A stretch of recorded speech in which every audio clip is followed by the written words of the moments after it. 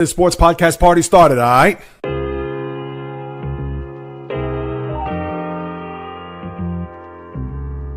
The J Reels Podcast. Why don't you wait until July 1st to make an announcement? What a disgrace. He can rack up all these numbers in October, November, and December, but what really counts is let me see this in January. The sports rebel without a pause, delivering fast-paced, jam-packed sports talk like no other. Listen, I gotta call it as I see it. He is not a good player. I'm sick and tired of having to deal with the disappointment of this franchise. When does it stop? And yes, another winter that I can sleep in peace. Coming correct, directed in full effect.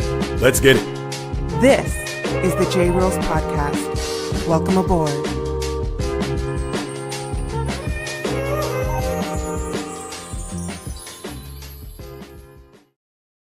What is happening, my good people? Greetings. How are you? How's it going? How's everybody doing out there? What is the latest and greatest? Hope everybody's doing well, feeling fantastic, in excellent spirits. I know a bit of a late start, but have no fear. I have arrived to deliver all that's happening in the sports universe as we get that much closer to closing out the first half of 2026. As this is the J Reels Podcast with your host, J Reels. For my first timers, welcome aboard. And for those who've been banging with me going back to the very beginning, somewhere in the middle, or even as early as this past Monday, I welcome you guys and gals back. And there is a lot to uncover, especially when we get to the NBA.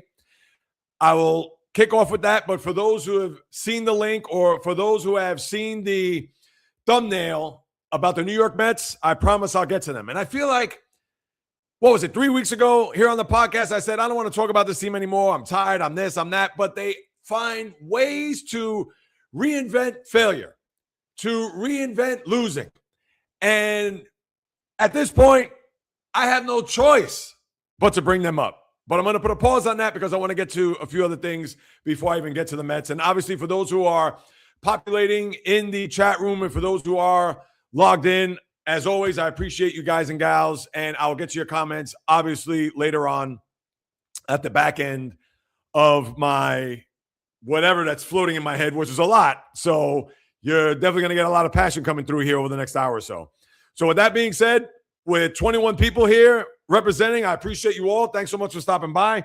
And I'm going to start off with the NBA, but I'm going to go backwards as I lace up my high tops. And what I mean by backwards is I'm not going to go to Monday night to deal with Giannis. And I'm sure if you've followed the channel, if you haven't, please subscribe. I would really appreciate that. Because if you want independent sports talk, true sports talk, without the clickbait, rage bait, none of that fluff, garbage, that artificial sweetener that you get in the back of your, you get that tingle in the back of your mouth, you're not going to get that. You're going to get, like as I said, sports talk the way it should be without any of the pomp and circumstance, all the nonsense that you may see on other channels. So that I can promise you. But I'm not going to go from Giannis all the way up to what happened earlier this morning. So I want to start off, like I said, in reverse. LaMelo Ball. Now, last night there were rumors about the Hornets looking, well, maybe not looking for offers, but listening to offers from other teams as far as trading their talented yet relatively erratic and even unhealthy, and I mean that from a physical sense, point guard. And when I saw that, I thought to myself, I said, now why would they do that? Here's a team that got out of the gate sluggish as can be, looked like it was going to be another season from hell down in Charlotte, and they concluded their season 28-10, won a home playing game against the Heat before they got smoked in Orlando. And it looked like the skies were blue there in the Carolinas to the point where maybe, just maybe, this basketball team could rise slowly but surely in an East that maybe it's not right for the picking, but look what happened with the Knicks this year. Although there were expectations coming into the season and knowing that the Knicks were reloaded, but with a new coach and obviously the long drought, anything was possible. And it's not to say that the Hornets were going to be on the cusp or anywhere near the status of where the Knicks were coming into this season, going into 26-27. But when you have LaMelo Ball, when you have Colin Kneppel, when you have Brandon Miller, when you have guys like that, Miles Bridges, the other kid, Diabate. Listen, everything looked great if you're a Hornet fan, and we all know, dating back to the original Hornets with Alonzo Mourning, Larry Johnson, the head coach Alan Bristow, it was trying to even get even close to those days. And since then, we know that they left and went to New Orleans, and then they came back as the Bobcats, Emeka Okafor, Steven Jackson, and then now here they are with the Buzz City and the new iteration of the Hornets. Even with Michael Jordan being the man at the top of the food chain, they were unsuccessful until we got to past the halfway point of last year to where there was some success, and you thought, oh, wait, now we got something to hang our hats on and bank on. Well, to me, all that got flushed down the toilet this morning as the trade for LaMelo Ball to Minnesota for Naz Reid, and I believe Josh Green went to Minnesota as well, for Naz Reid and a bunch of draft picks, which I will dissect it this way. There has to be something going on inner workings, whether it's the front office to LaMelo Ball. I don't know if he's a bad teammate, good teammate, hot and cold. I have no clue.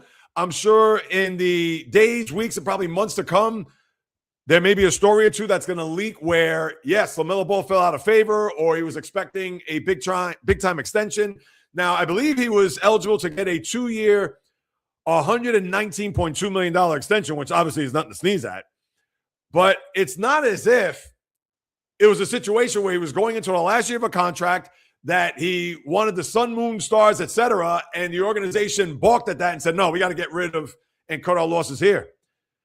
I don't know. I can't explain it. So to me, I think the Hornets took a major step back. And we all know that those draft picks, and we know that there are pick swaps involved and it's all down the road. And Minnesota, you would expect them to be somewhere in the middle of the pack in the West. So it's not as if that draft pick is going to be a lottery or anywhere in decent shape for them to maybe get a good player, let alone a big-time player for that. And I just don't understand what the Hornets' thinking was here trading LaMelo Ball. Now, listen, I'm not trying to make LaMelo Ball out to be Isaiah Thomas. All right? And I'm talking about Detroit Pistons Isaiah, not the later Isaiah, Sacramento, Boston, etc. But we know that there's a lot of style, maybe not too much substance. We know he's not a great defensive player. We know he's the type of kid that certainly has some long range and has some flair for the dramatic when it comes to his passing, etc. But we all know you got the good and you got the bad, and maybe a little bit of ugly when it comes to LaMelo Ball. But still, he's a young player, still growing, still learning. And to me, I can't answer it.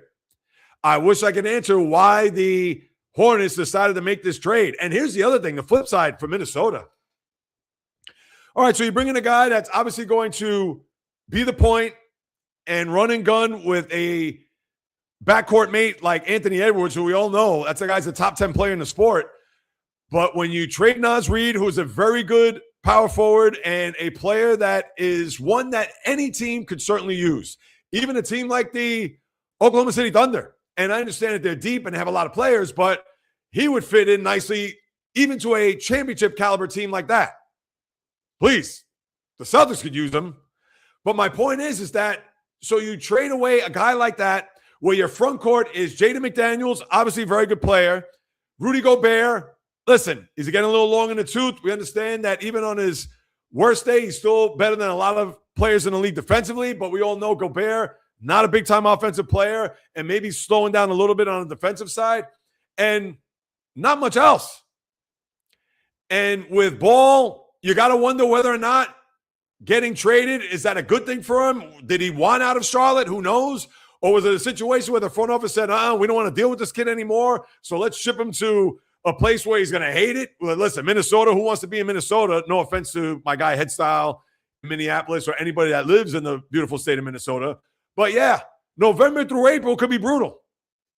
And who knows if LaMelo Ball's going to look at that and say, oh, geez, the first chance I can get out of here, I'm going to do so.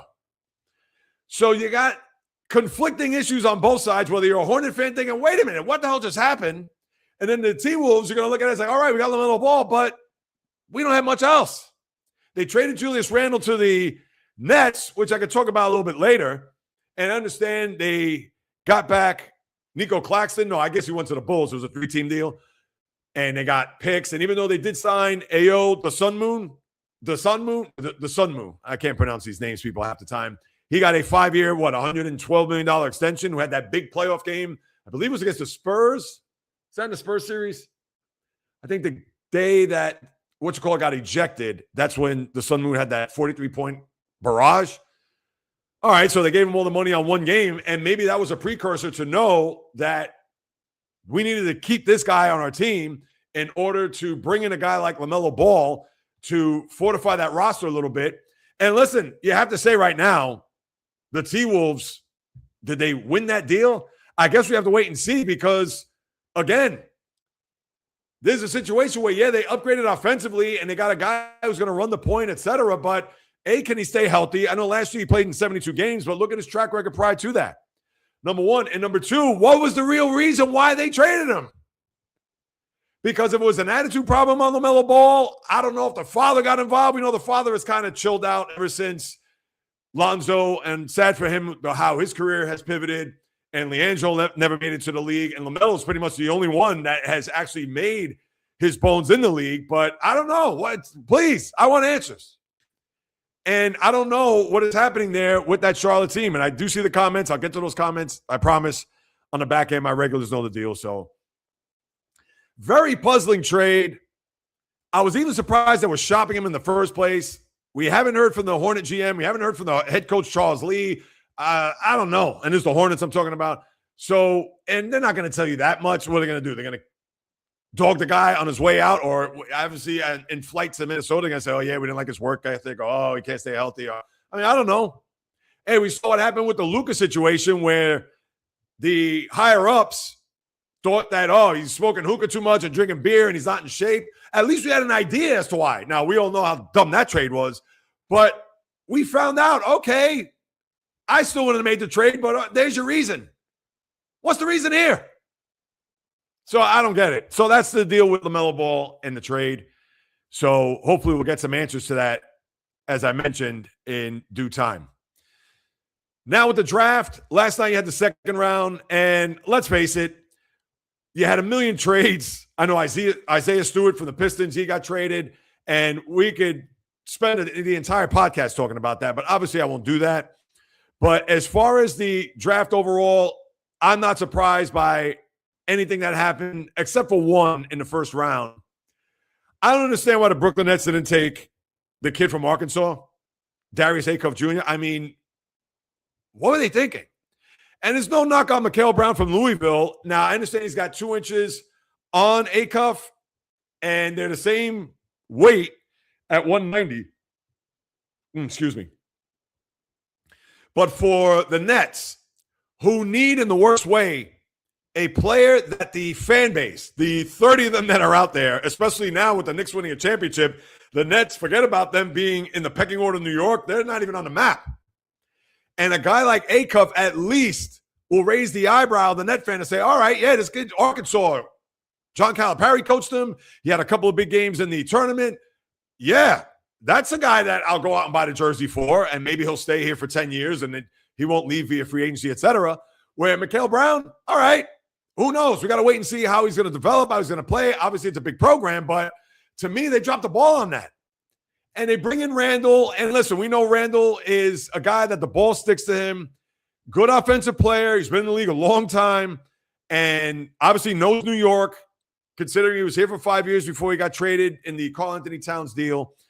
But, yeah, now we know Randall, it's going to be his team, and I'm sure he's going to dance to his own drum. Not that he's going to be disruptive or anything like that, but, you know, is he going to really listen to a young coach like Jordi Fernandez and have a feel to where he's going to buy in and think that this team is going to make strides this year and maybe try to get to 30 wins and then obviously they have a ton of draft capital moving forward? I don't know. Randall's a guy that I'm sure he would like to play for a contender, a team that's looking to win a championship, as opposed to going back to New York, but obviously on the other side of the bridge to where, yeah, he's just going to be collecting his paycheck and going home, and that's it. So to me, that was the one big surprise. But other than that, you know, the Bants are going first and Peterson, and I know Peterson's using that as a tool of motivation. And let's face it, I mean, it was just one pick. I mean, would he have liked to have been the number one overall here in the 2026 draft class? Yeah, I would think so. Well, it's not as if he dropped the 7th or 8th, but hey, use that as it, you know, to his advantage. Fantastic. So that I can't knock. We know Cameron Boozer there in Memphis, Caleb Wilson, a lot of ties there with the Bulls. He was a Bull fan growing up. Favorite player, Michael Jordan, says he even wants to be better than Mike, which obviously, I mean, and I heard the interviews and watched them saying that, hey, you got to dream big. And you know what? That is the ultimate dream. If he could be half of what Michael Jordan is, Chicago got themselves a star. But we'll see. Obviously, from North Carolina, we know the ties with Jordan, the Bulls, etc. So we'll see how that goes. Now, I'm not going to go through every pick, people, but as we move it along, Keaton Wagler to the Clippers. So you got a wonder there. A backcourt with he and Darius Garland. Then we talked about the aforementioned Brown and Acuff. Yeah, as I move it down, Morris Johnson was very, I don't want to say surprising, maybe a little bit of a reach. I understand the connection, Dusty May, Morris Johnson, big man there in Michigan. They won a title together last year, but maybe it was a situation where he wanted to bring in somebody that not only was he familiar with, somebody with size. They're going to need a lot of size, obviously, to play the likes of the Thunder as well as the Spurs, even more importantly. And even though they had bigs, Derek Lively, PJ Washington, but those guys have been injury prone. And maybe by bringing in Johnson, we'll kind of blend in with those guys and see what they could do to try to stack themselves defensively against the likes of OKC and San Antonio. And speaking of OKC, how do you not like what they did there with their picks at 12 and 17 with Ade Mara, again from Michigan? We know he's a big body, wider body than Chet Holmgren. So who knows if that means Holmgren's on his way out. Now, that's a contract that's going to be tough to move. He signed close to a max deal. What do you get? 4 years, well over $200 and some odd million. So that's going to be a tough sell for any team that's going to want to try to procure him, even though he has size, he can shoot the three, can defend. But we saw what happened in that in that San Antonio series, especially at the back end. And then right before that, you had Yaxel Lendenborg, another Michigan guy, go to Golden State. The other pick that they got was Bennett Sturts from Iowa, who was in that trade there with Memphis. So obviously that was one of their picks that they had dating back years ago. So now you have another guy that could be a part of their offense, a guy that could come off the bench, work with SGA, and certainly just blend in as opposed to having to be the guy. And that's the beauty of Sam Presti and what he does with these deals. He'll bring in guys that have played in big-time programs, and next thing you know, they'll flourish in a system with a coach that's won a championship and players that know how to win, and all you can expect is for them to flourish. So you have that. I know the Spurs with Jaden Quaintance bringing in a big forward there from Kentucky, who I know a lot of people thought, including my guy Bio from LA, thought that maybe the Lakers would draft him to bring in another body, play defense. Obviously, in that Western Conference, we know who plays out there, the two aforementioned teams. You also have Denver with Jokic, et cetera.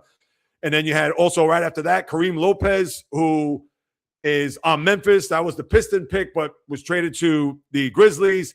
First player ever drafted from the country of Mexico. Kid has tremendous upside, not a big-time shooter, but certainly a playmaker, long, and I'm curious to see how he'll perform here in the league. And as you move it down along, Tarris Reed will reconnect there with Stephon Castle in San Antonio. And, that was pretty much like Alex Caravan, another UConn player who's now in Sacramento. And Koa Pete, who also traded to Phoenix, the kid there from Arizona, who now is with the Suns as they get some size there. And in the second round, listen, I know that the Nets, again, I don't know if they had this affinity with the guards, and I get it. They want to try to either play small or play fast or play quick, but they drafted the kid from Duke, Isaiah Evans, but that's another guard that you're going to add to their team to go on top of Mikal Brown, to go on top of the 4 of the 5 guys they drafted in the first 2 rounds last year have been guards. And, I don't know what Sean Marks is doing. I mean, this isn't a situation where, like the NFL, you're going for speed over size, especially on the defensive side of the ball. And here it is. They got a lot of guards, maybe a lot of quickness, but certainly not a lot of size. So we'll see how that pans out for them. The one kid that I had my eye on that I was looking at was Jacoby Gillespie, who was drafted by the Spurs. So talk about a guy that's going to fit in there. Who knows how that could play out, considering that they already have Dylan Harper. They already have Stephon Castle. Who knows what they're going to do with the Aaron Fox. As you know, his extension starts to kick in this coming year, 4 years at $222 million. So good luck for any team trying to acquire him, because after what they saw in the finals, I wouldn't have done that either. And also the Nets, they did draft a forward close to home to my guy Bio out there in the West Coast. I know for those who are listening on Apple or Spotify, like, who's this bio, Jay Reels? What are you talking about? Biography?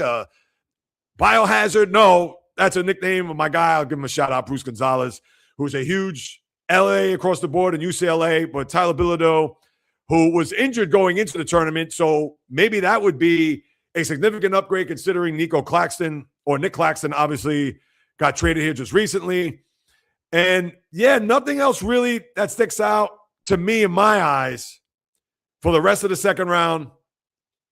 I know the kid from North Carolina got drafted by the Clippers, but got sent to Atlanta, the Henry Vassar. But besides that, there's not a name out there that I'm going to look at and say, oh, yeah, at the bottom of the draft, Trey Kaufman-Renn, who was on Purdue, who is more of a defensive player from what I gather. Yeah, I didn't say he could contribute offensively, but he's a big guy, 6'9", 240. So who knows what that's going to mean for the T-Wolves. Yeah, because again, when you look at the list of where these guys have come from, and here it is, from San Antonio via Indianapolis or Indiana. So that's what you got there with the draft. Nothing else really sticks out from that regard as far as players that will find out sleepers, more so second round or those late first rounders, how they perform. And we know the summer league's in a couple of weeks, so we'll get to wait and see what's going to happen there. But before I turn my attention to the hockey and other things, a couple other basketball notes I want to get to. And there were a couple of signings. I know Trae Young re-upped in the nation's capital. If he could stay healthy to go along with AJ DeBonsa, so you have DeBonsa, Trae Young, as well as Anthony Davis. If Young and Davis stay healthy and you put in DeBonsa there, could you have a decent team? Maybe. And decent, probably a play-in. But you know what? If you're the Wizards, you'll take a play-in because you have not sniffed the playoffs. And I believe the last time you were even closer to playoff was that play-in in 2021, I believe, when the Celtics actually played them in a play-in scenario. So we'll obviously see what's going to happen with that, with the Bonsa and the two other aforementioned. But Young signs the extension, and you figure that even though he opted out, but the Wizards, come on, you're not going to make that type of trade and then just say sayonara. So Young stays in the fold there. You also have Portland, who hired Micah Nori, the former Minnesota assistant coach, and I believe there's some rumblings there about how that was handled, but obviously I'm not going to get into that. Nori, who I know the Knicks even tried to go after once they let Tom Thibodeau let loose, and then they had tried to interview Chris Finch, the head coach, and then they went to Micah Nori. They said, no thanks. So obviously he goes to Portland, where the former Portland coach, Thiago Splitter, the former Spur, is now in Chicago. And now let me get to the two other things, or three things. I'll start with Becky Hammon, and then I'll get to Jaylen Brown and Giannis. So Becky Hammon apologized towards Brunson for those comments. Obviously didn't apologize for making those comments. And she's absolutely right. Why should she apologize? Because I didn't hear any of the, talking heads out there when Jalen Brunson first signed with the Knicks back in 2022 that they applauded that signing by Leon Rose and company. Not one person. And yeah, people thought, all right, nice signing. All right, complimentary player, but he's not the guy that's going to lead to a championship. So it's all right for them to say that and maybe not use Jalen Brunson's height or size to not necessarily disparage him or his play, but Becky Hammon was just coming out stating a fact. All right, Isaiah Thomas did win a couple of finals back in the late 80s, early 90s. And yes, Steph Curry in 06-3, but generally a player like that, a la Allen Iverson, they're not going to deliver an NBA title. And for the most part, she was right until what we saw here. So I can't kill Becky Hammon. There's still certain people, even players, this is what you get, Becky. Who gives her a microphone, so on and so forth. Becky Hammon is noted in not only just women's basketball, but basketball overall. I could see it was just some hack out there that was just trying to make a stupid statement for clicks or whatever, but I mean, come on. Becky Hammon doesn't have to take a backseat to anybody. And listen, I don't have the pom-poms out for her. I'm not a fan. I mean, listen, I respect her and definitely respect her resume and her acumen, etc. But it's not like I'm on the payroll or, she's a long-lost relative. So I don't want people to think, whoa, how's Jay Reels defending her? I just look at it from the standpoint of so many of her counterparts, male counterparts, that have, let's just say, I'm not going to say destroyed the deal or destroyed the signing. Let's say critiqued it and criticized it enough to not be in favor of it. Or to think that, all right, good signing, but really, Jalen Brunson? Like, this is supposed to be the guy that's going to help us get to where we need to be as an organization? Those guys need to eat crow before Becky Hammon does. But, of course, she says that and everybody gets in an uproar. So that's number one. Number two, the situation with Jaylen Brown, and now obviously I'll end with Giannis. We know that Jaylen Brown was used. I won't say used, that's strong. Jaylen Brown was part of a small package that the Celtics were looking to put forth to acquire Giannis Antetokounmpo from Milwaukee. It was he and 2 future first-round picks, where the Bucks said, we're going to take the Heat offer, which was maybe not much more as far as draft picks are concerned, but as far as players, the players that they got in that deal can't even morph into Jaylen Brown. Let's call it as we see it. But I understand why they took that deal, because there were more draft picks on the table, and rightfully so. So I get that. And we'll talk about Giannis in a moment. But as far as Jaylen Brown goes, and I mentioned this yesterday on my live stream, every Wednesday, 12 noon Eastern time. I even mentioned this on my pop-up live. You want to call it an emergency one there on Tuesday. But here's what I'll say about Brown and his future in Boston. I think it's come to a point where it's maybe not beyond irreparable, but maybe it's time to move on. And I don't say that as a lifelong Celtic fan to be like, yeah, let's just trade him like that. I mean, what are you going to do? I understand that Brad Stevens came out and was very diplomatic, saying that, hey, I can't predict the future, and hey, he's still part of our team. And he said all the right things, and obviously he's not going to disparage Jaylen Brown by any stretch. But you would have to think that because of what has transpired here, and then you're still seeing reports as early as this morning that the Celtics are still looking for suitors for Jaylen Brown. To me, the writing is on the wall. Have they even had a conversation? As you saw, I don't know if you guys and gals got a chance to see this, but Jaylen Brown, I believe, is in France. He may be in Paris, where he's maybe doing some sort of promotional tour, who knows, but made some comments towards Stephen A. Smith and ESPN and the people who maybe not run First Take or whatever. But so it's not as if the Celtics have had any face-to-face, or maybe has there been a conversation? Has it even been a FaceTime, a phone call? Who knows? To the point where the damage control has begun after the deal was consummated between Miami and Milwaukee. I'd have to think right now that's not the case, because if they're still looking for suitors for Jaylen Brown, they're ready to jump ship. And if that's the case, that's fine. As I said yesterday, if there is ever a time to trade, and I understand it's dangerous because they already won a title, they've had a lot of success with Jaylen Brown, second team All-NBA, we know his credentials, etc. But now is the time to trade him. He's not going to get any better. He may get a little bit better the next couple of years, or he may have numbers that are comparable to what we've seen this past year. But if you're willing to get whatever haul that you could get for Jaylen Brown, which may not be the same case for Milwaukee when they traded Giannis, well, let's say they traded him before last year or even 2 years ago, they would have gotten the sun, moon, stars in the entire universe. And maybe the Celtics could get that now, knowing that for Jaylen Brown at the peak of his powers, now's the time to get as much as we can. And you know what? As a Celtic fan, I am all for it. It'd be tough to see him go. It'd be tough to not have him part of the mix. We'll know that that's Jason Tatum's team. And I think a lot of people, majority, whether Celtic fans, NBA fans, basketball fans, I'm sure they felt that this was always Jason Tatum's team. And maybe because of the comments that Jaylen Brown said right after their loss to the Sixers, and talking about it was his favorite season and yada, yada, yada, and so on and so forth, that maybe it's time for him to be a Batman somewhere and not a Robin. That's it. So let's see what happens with that. And as far as Giannis goes, here's the thing I'm going to say. Are the Heat better today than they were 3 days ago? Yes. Are they title contenders as of right this second? They are not. And I understand they have a little bit of a veteran nucleus there with Andrew Wiggins, with Bam Adebayo, and they have to re-sign Norman Powell if they want to bring him back into the fold.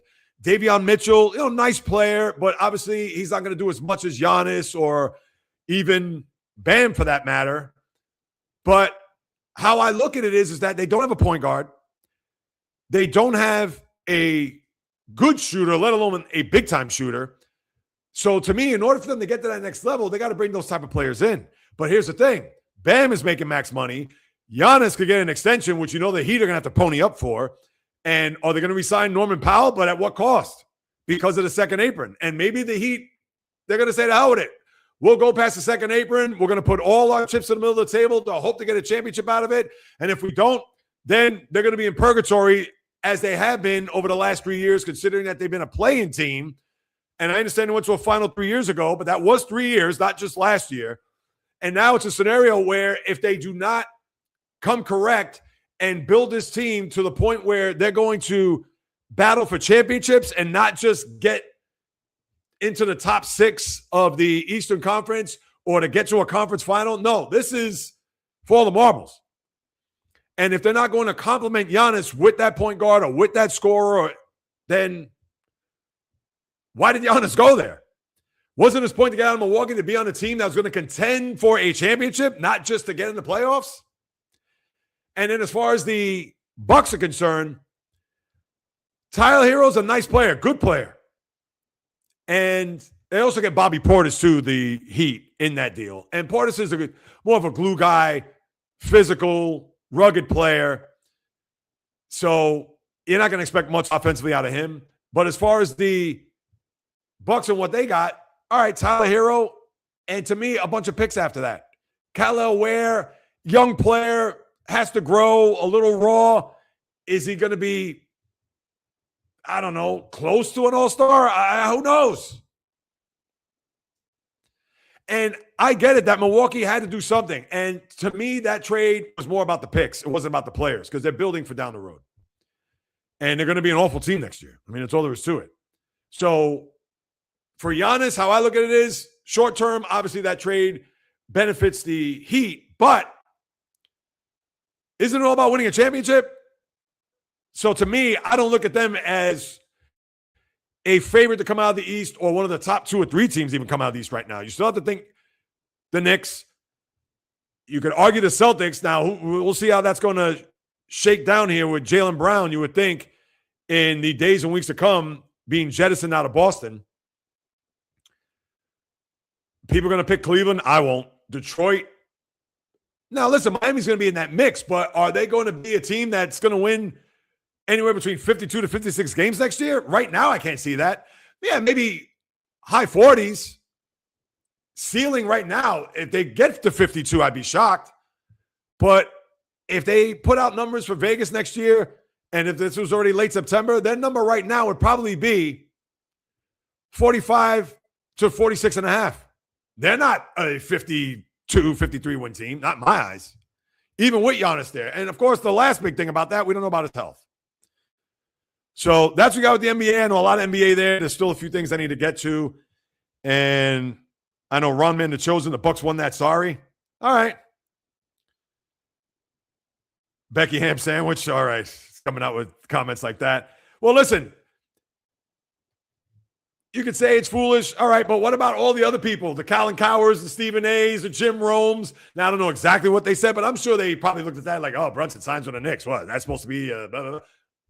Yeah, so you know what? If you're going to kill Becky Hammond, you got to kill everybody else too. That's my point. So that's what we got there.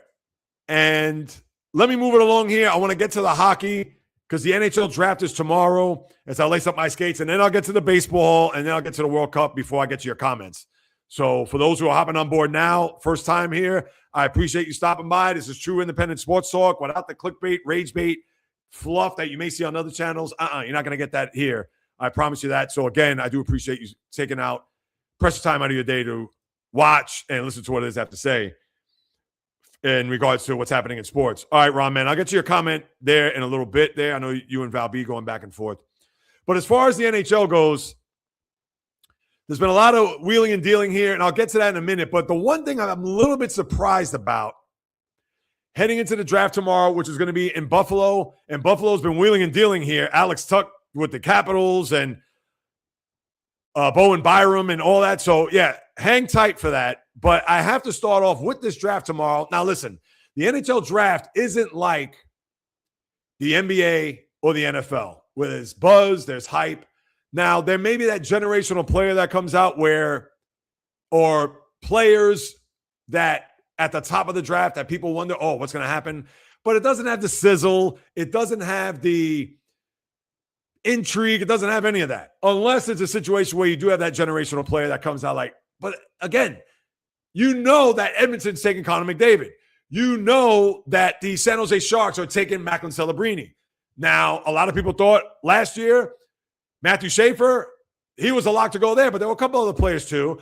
But this year, you have a kid that's coming out from Penn State who was all the rage prior to last year in a one Gavin McKenna, where he's 19 years old and could be another one of these guys. And I'll go recent, whether it's Connor Bedard, whether it's Macklin Celebrini.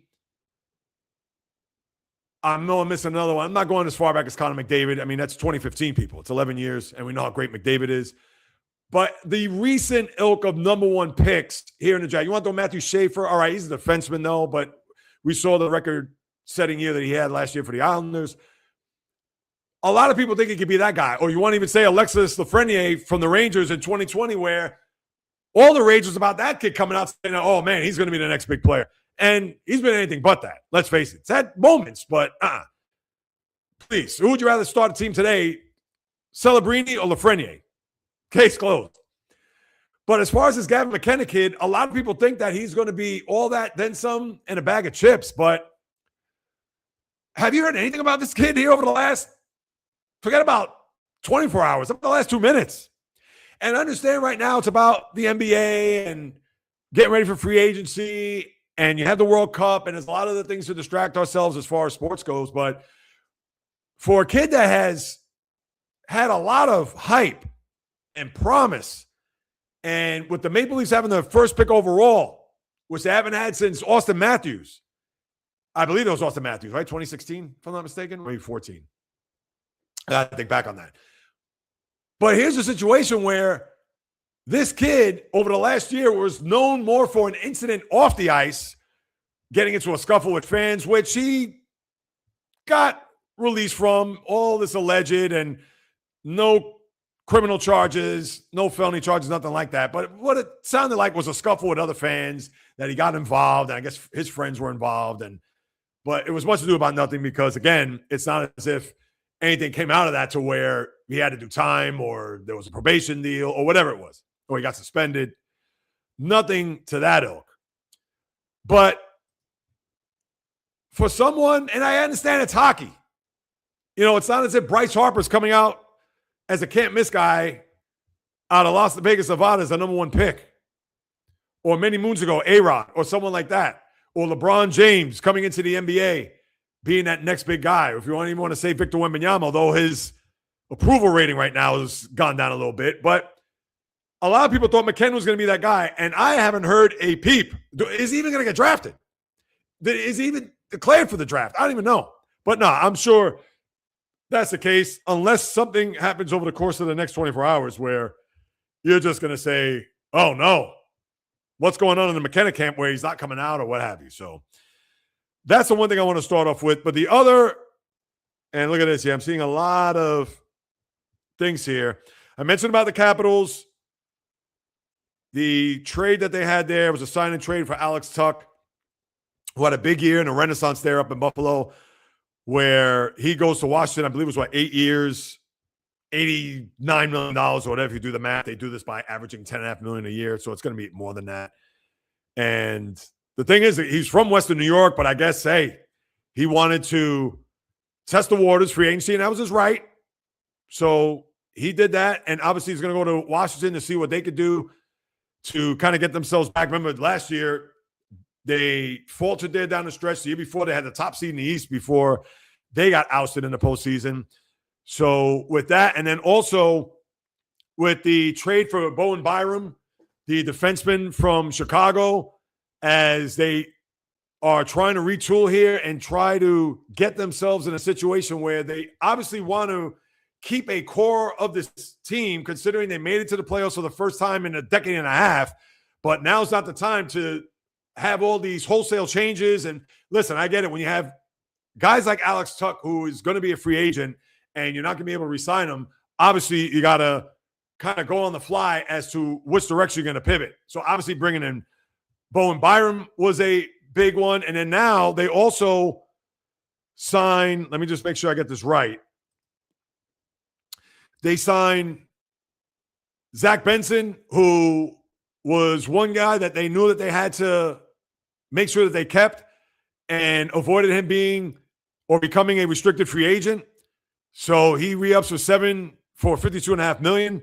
And this is what I mean. Young kid, up and coming, want to keep that young core intact. I know Tucker's, 30 years of age, so obviously he'd been there a long time. It was time for him to move on to greener pastures in his eyes.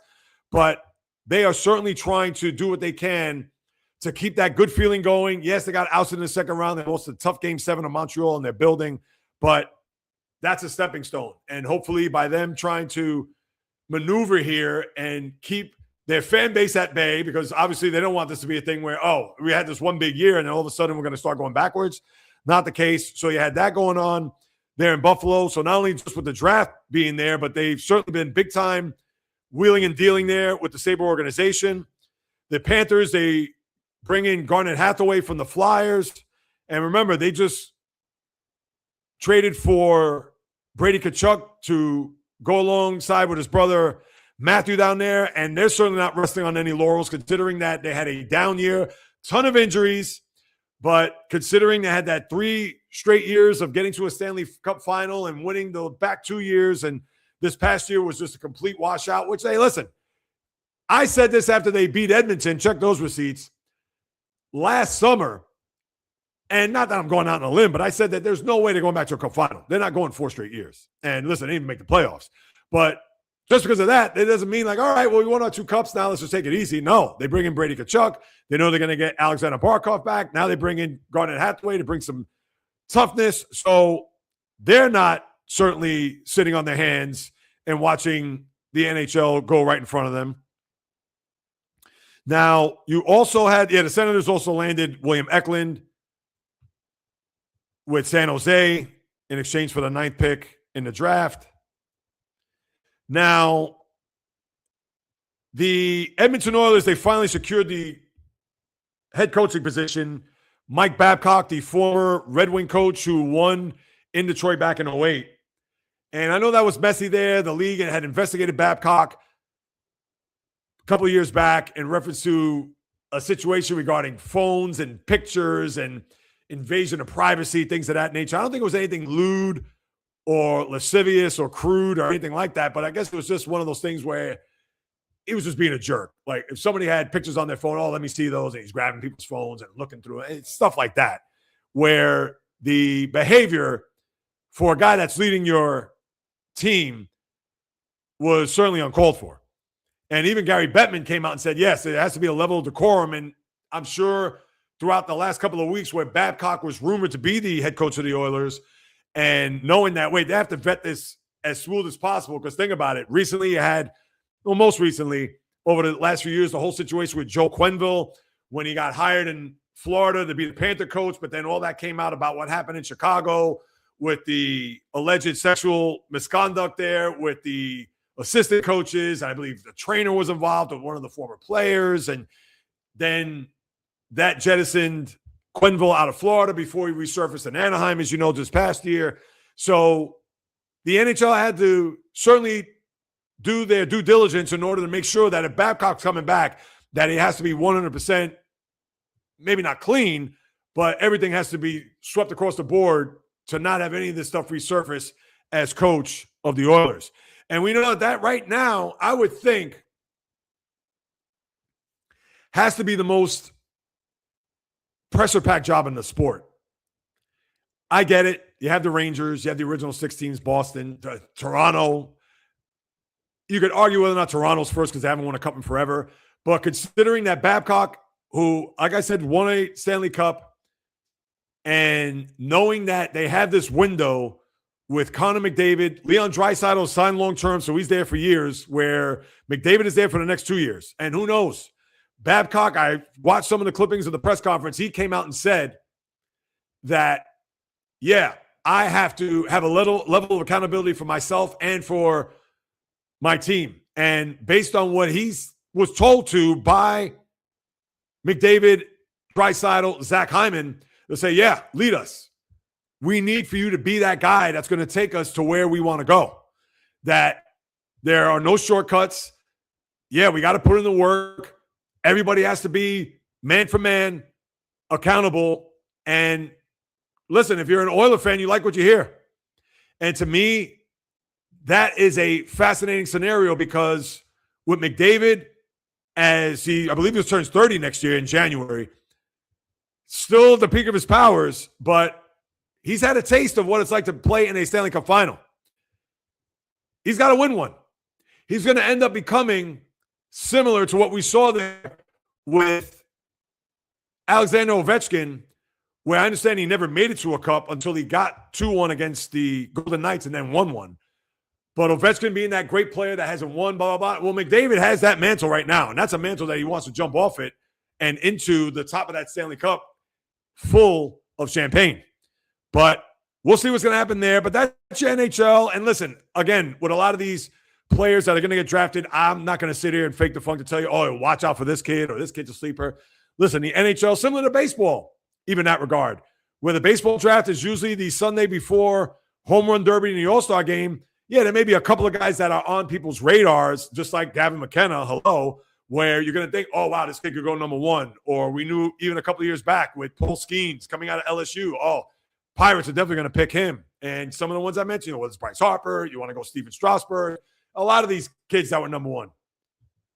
And now, with the draft tomorrow, we'll see where these players fall. And if I hear anything that's of note, especially when it comes to trades, we'll talk about it on Monday's podcast.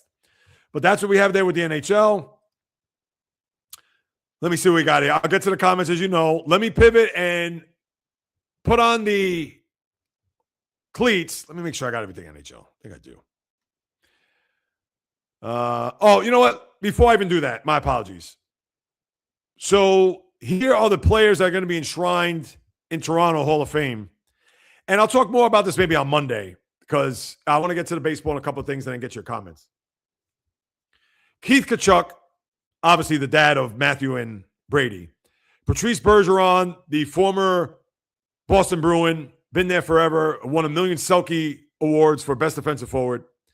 Carey Price, a longtime Montreal Canadian goalie, very good goalie. I believe backstopped them to that 2020 Cup run during COVID. Pekka Rinne, the goaltender from the Nashville Predators, had a wonderful career. Is he a Hall of Famer? I don't know. I have to look deeper into the numbers, but I wanted to put that out there because then on Monday, I want to revisit this. I can see Bergeron, yes. Now, I know Bergeron may not kill you with black type and big-time stats in that regard, but when you win 6 defensive forwards and have been on that team for a long time, won a Stanley Cup, throw that in the mix. You know what? That's worthy of being in the Hall of Fame. And you know me, I'm a small guy room. I'm not one of those to be, oh, let's just pull everybody in, the Hall of Very Good. And Keith Tkachuk had a very good career. Winnipeg Jets. Believe played with the St. Louis Blues too later on. Carey Price is very good. I don't know how many Vezinas he won, and maybe Pekka Rinne's won. Listen, if they won at least 2, that will go a long way. But yeah, I'll talk more about that on Monday. I want to pivot to the baseball.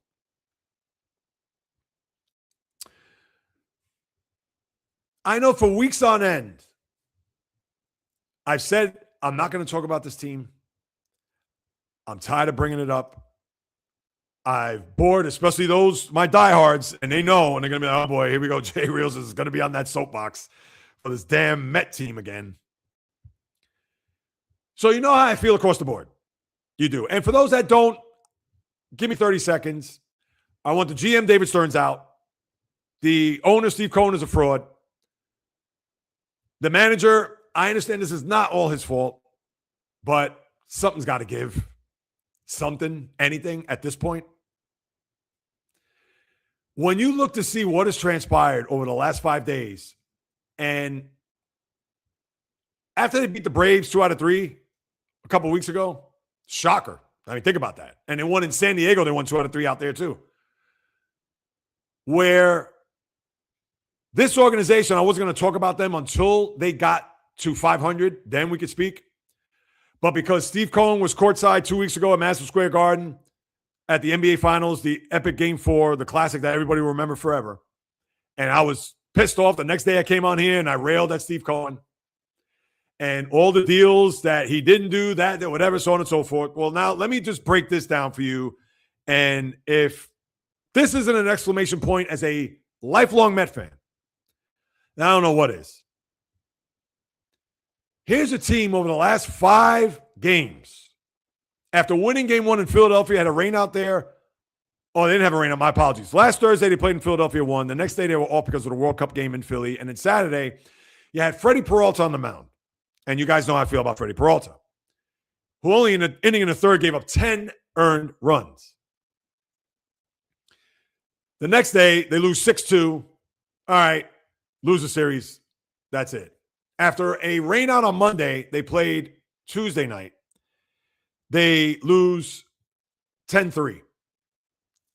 Yesterday, they had to play a day-night doubleheader to make up for the game on Monday.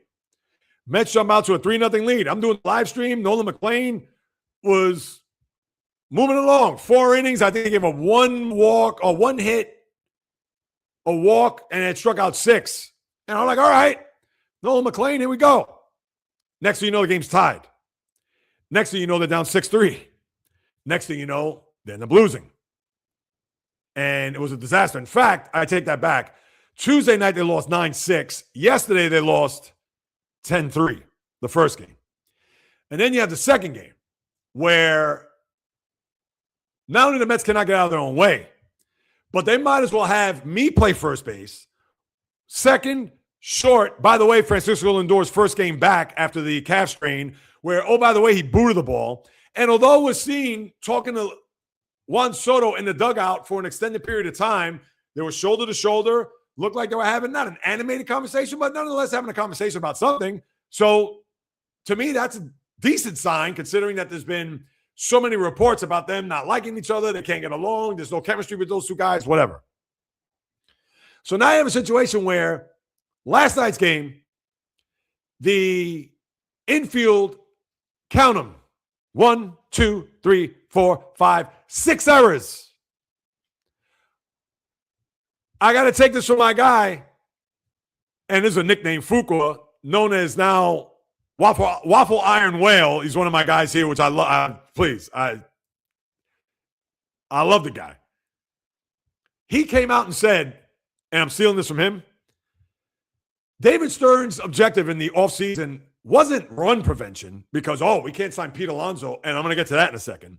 We can't sign Pete Alonso because we're not going to invest 5 years, $150 million for a guy that's going to be in his mid to late 30s to where he's not a good first baseman, and we want to try to prevent runs, so therefore we're bringing in Jorge Polanco. But no, instead, Mark Vientos is there because Jorge Polanco has been hurt and has not played. And, oh, by the way, 2 years, $40 million, where Alonso's played every game, and he has 18 homers, 54 RBIs, and is batting over 250. Let me throw that in, but I'm still not done with Alonso. So now you have a situation where it's not run prevention anymore. We've been fooled. David Stern should have said win prevention, because that's what this become.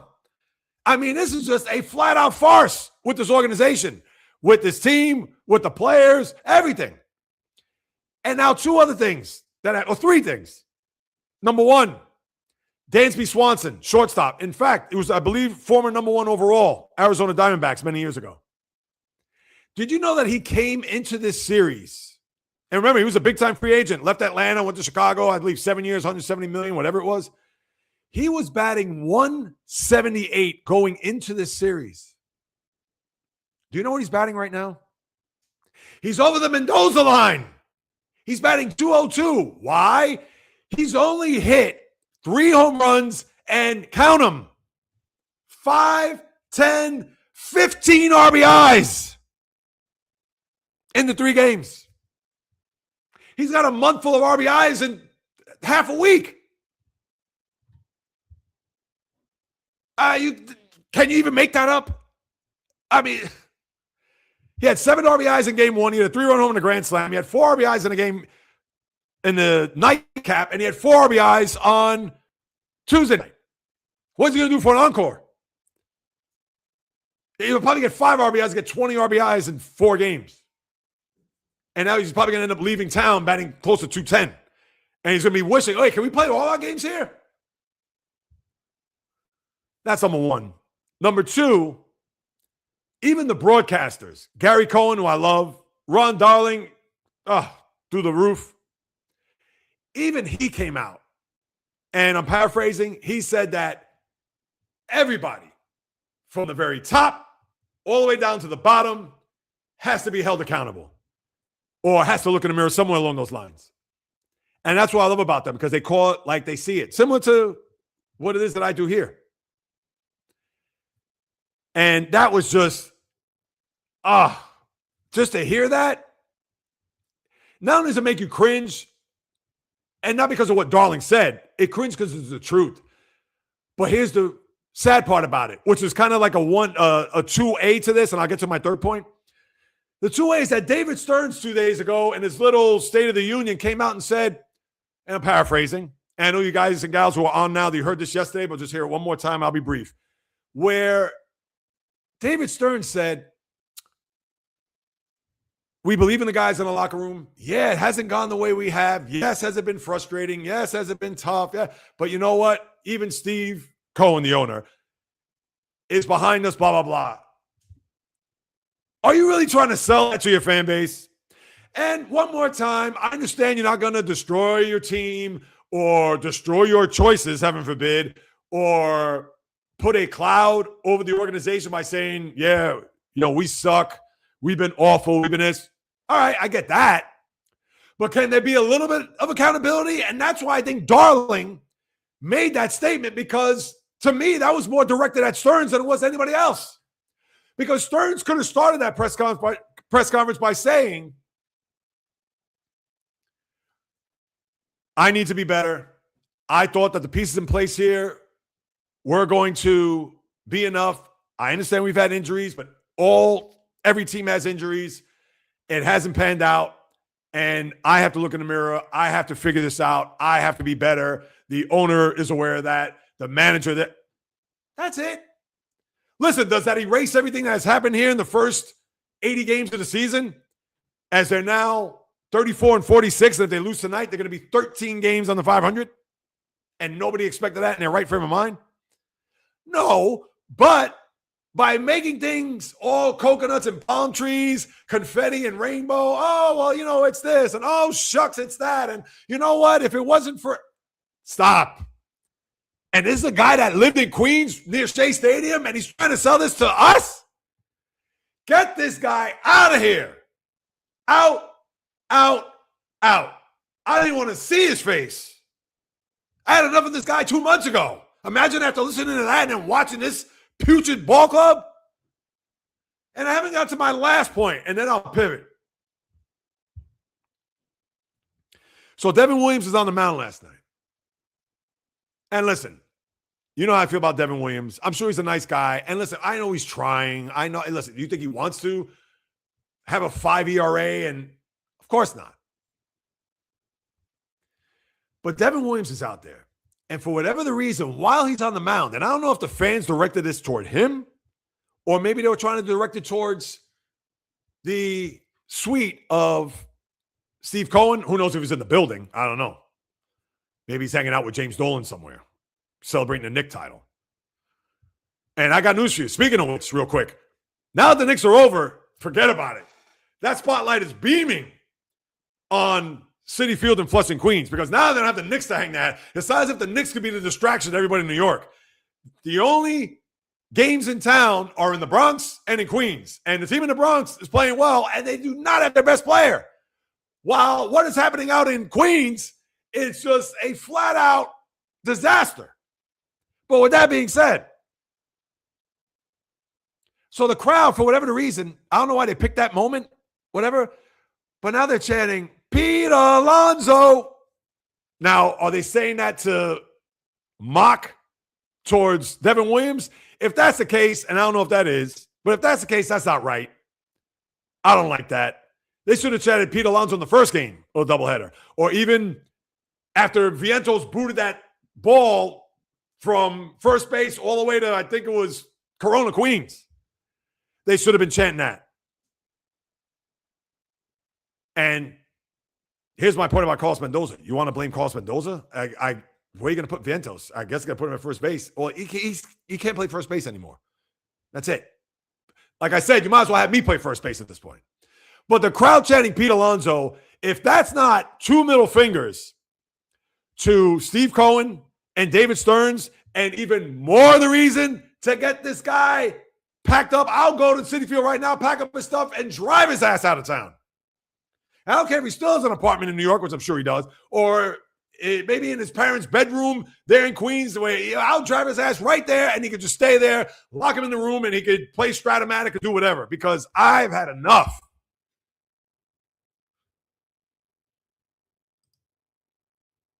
All right, that's my rant.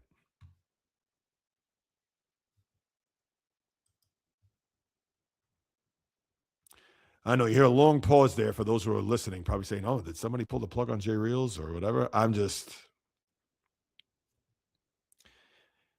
can't make it up. All right. Oh, you know what? Now that I think about it, this isn't a rant, but I just thought of.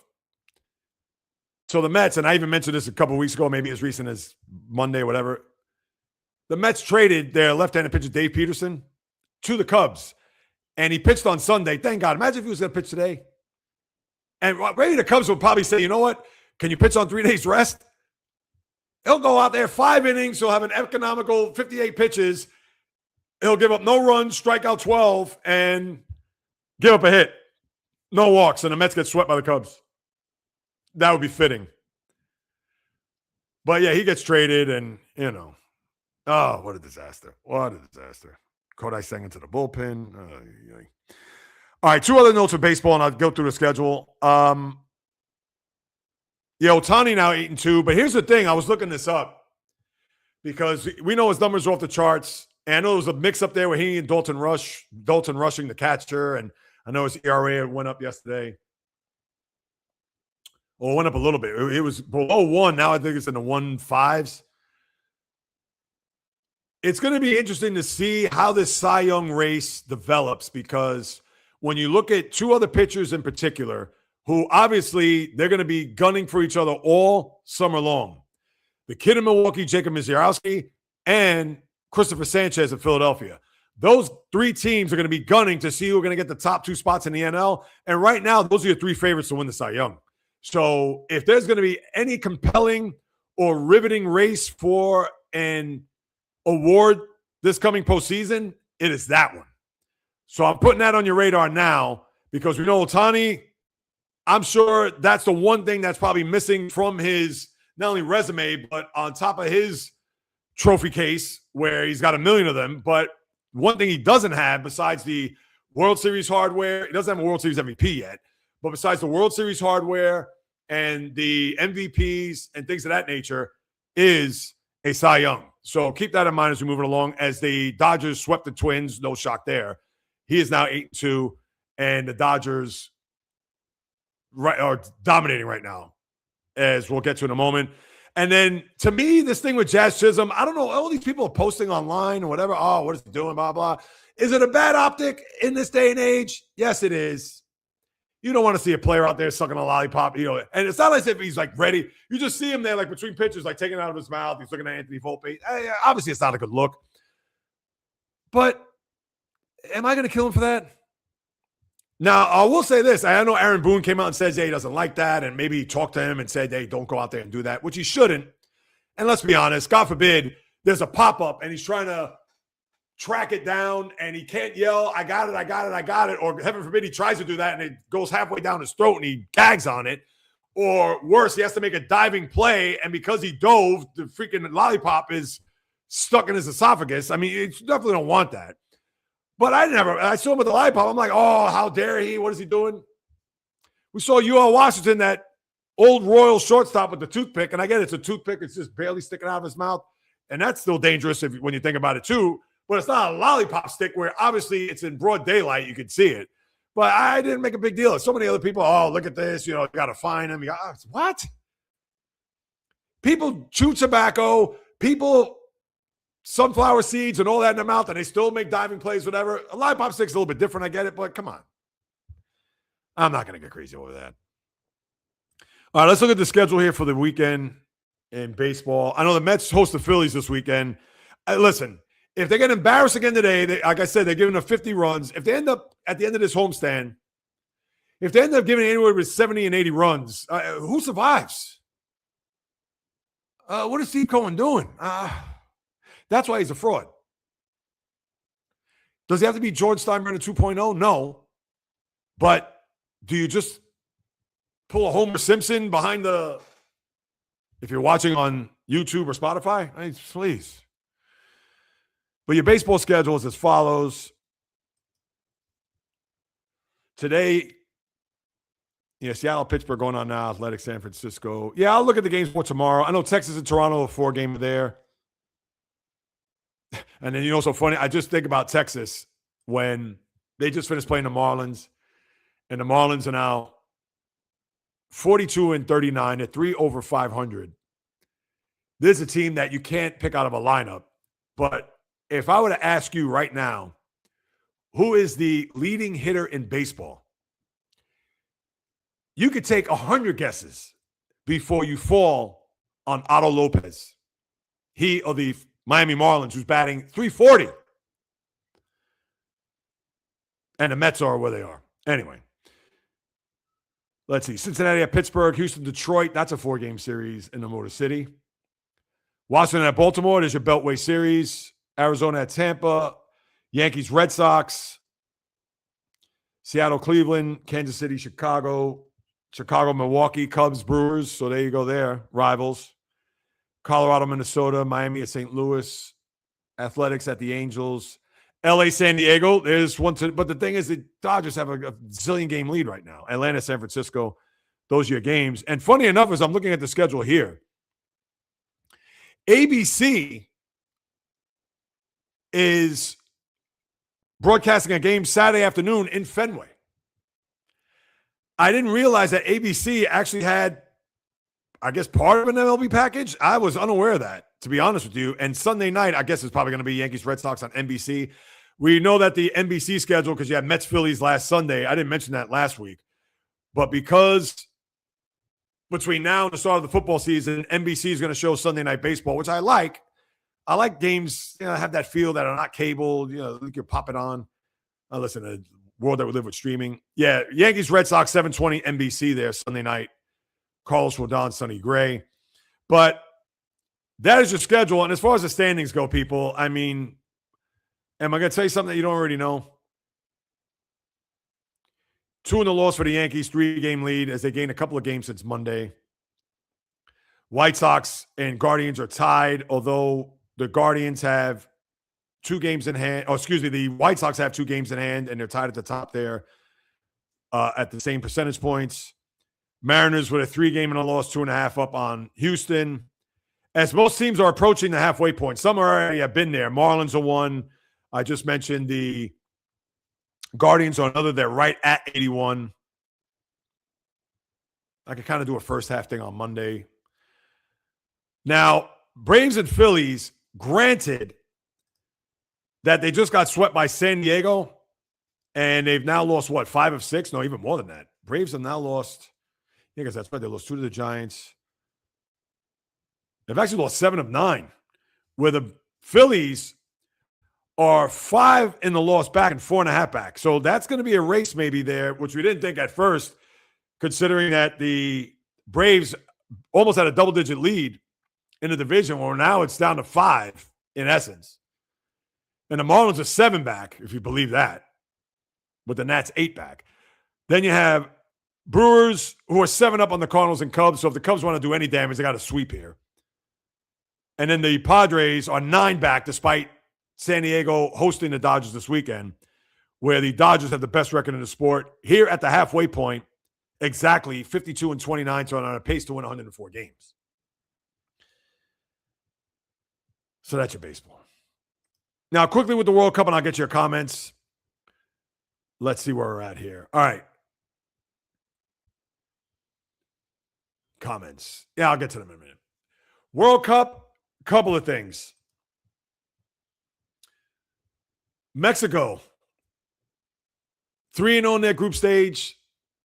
Now, I understand world-beating teams. I get it. Maybe not the case. Although there was a shock there with South Africa and South Korea. I believe it was wasn't that yesterday, that game? And they shut out Czechia yesterday. They've outscored their opponents 6-0. So they have not given up a goal yet. And I kind of wonder, and you've heard me talk about this even on Monday's podcast, to where the U.S. home country advantage, not even home field, but home country advantage, and the way they perform, they're going to play Turkey tonight out at SoFi. So we'll see if they could do the same, similar to what they did, or to what Mexico did against their opponents. Now, remember, the U.S. team did give up a goal to Paraguay, after them pitching a shutout there in their second game against Australia. But Mexico now, you would have to think, with this historic start to their World Cup, and haven't seen this in the likes in forever, you wonder whether or not that they're kind of feeding off or maybe even drinking that same Kool-Aid that the American team is drinking, knowing that the games are in their backyard. Obviously, they have a nation that's behind them, pepped up, revved up, ready to go, to where a lot of the fervor and the groundswell of support is now permeated that whole club, to where could they be, maybe not a team of destiny, but could they be a team that may be reckoned with here? I understand it's early to tell. Let's see what we get to the field of 32 and so on and so forth. I understand that. But maybe, just maybe, that this carpet ride that both the Americans and the Mexicans are on, and Canada lost yesterday, so I know that puts a crimp into maybe their plans of trying to be a team that could do something similar to what the U.S. and Mexico have done. But based on what I've seen and read, would I be shocked? I can't say I would. Now, that's not to say they're going to be in a semifinal before you know it, but who knows? If they were in Europe or in Africa, if this, obviously the World Cup was played in another part of the world, that's not to say that they wouldn't have played like this, but I'm sure it has certainly helped to know that they have been, quote unquote, home and have not have to face the rigors of being away from family and being, not still away from their families, but not to the extent where they're on the other side of the planet and, have to FaceTime at midnight only to get to somebody, at whatever time it may be, 4 p.m, local time, Mexico City or anywhere in that country. So listen, am I going to push all my chips in the middle of the table? Yeah, U.S., Mexico, they're going to have this big-time run. Well, they're off to tremendous starts, and I would think a lot of that momentum will pick up. Now, I understand the competition when they start to face stiffer ball clubs, that could change in a heartbeat.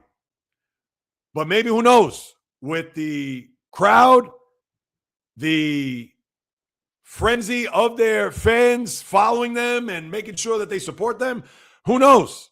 Could that carry them on through a match, to the next round, to the next game, etc.? Stranger things have happened. So I'm not going to totally dismiss that. I got to see it. Yeah, there's a part of me that feels that way. But I don't want to be that guy. You know me, I throw cold water on everything. But I don't want to be that guy to say, all right, yeah, let me see them when they have to face a real team. Or let me see them when they have to face a team that is maybe of their ilk.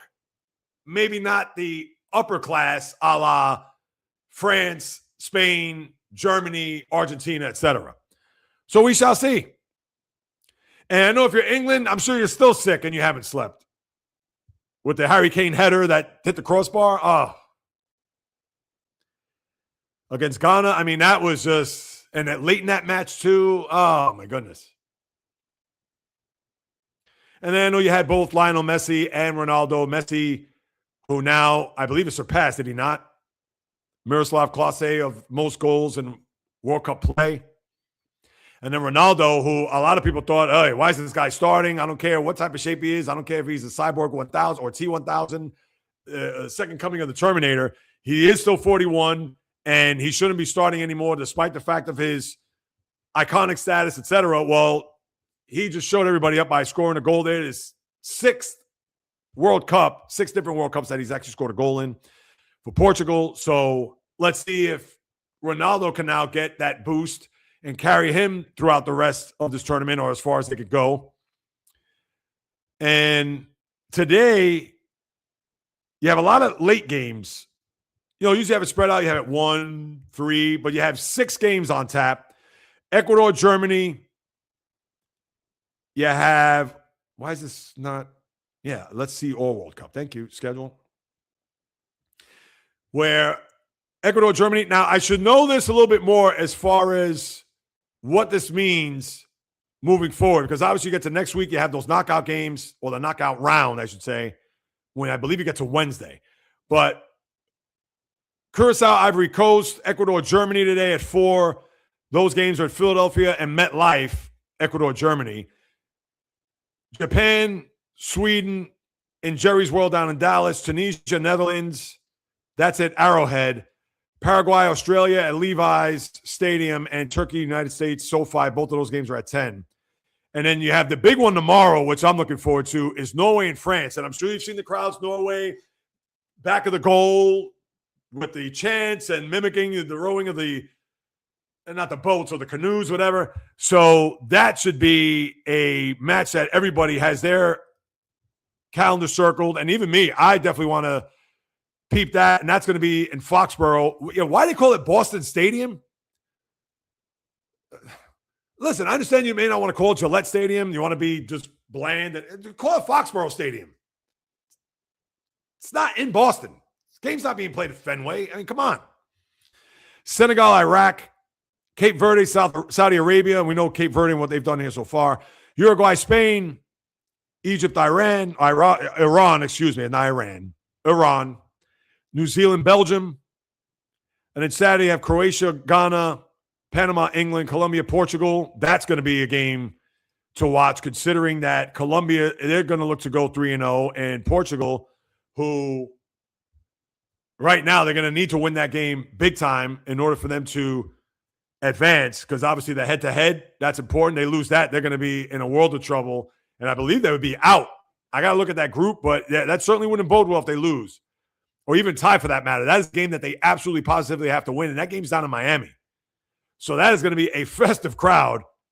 Saturday night in Miami, Colombians, which you know there's a lot of Colombians that represent down there, and Portugal, whoo, that is going to be a scene.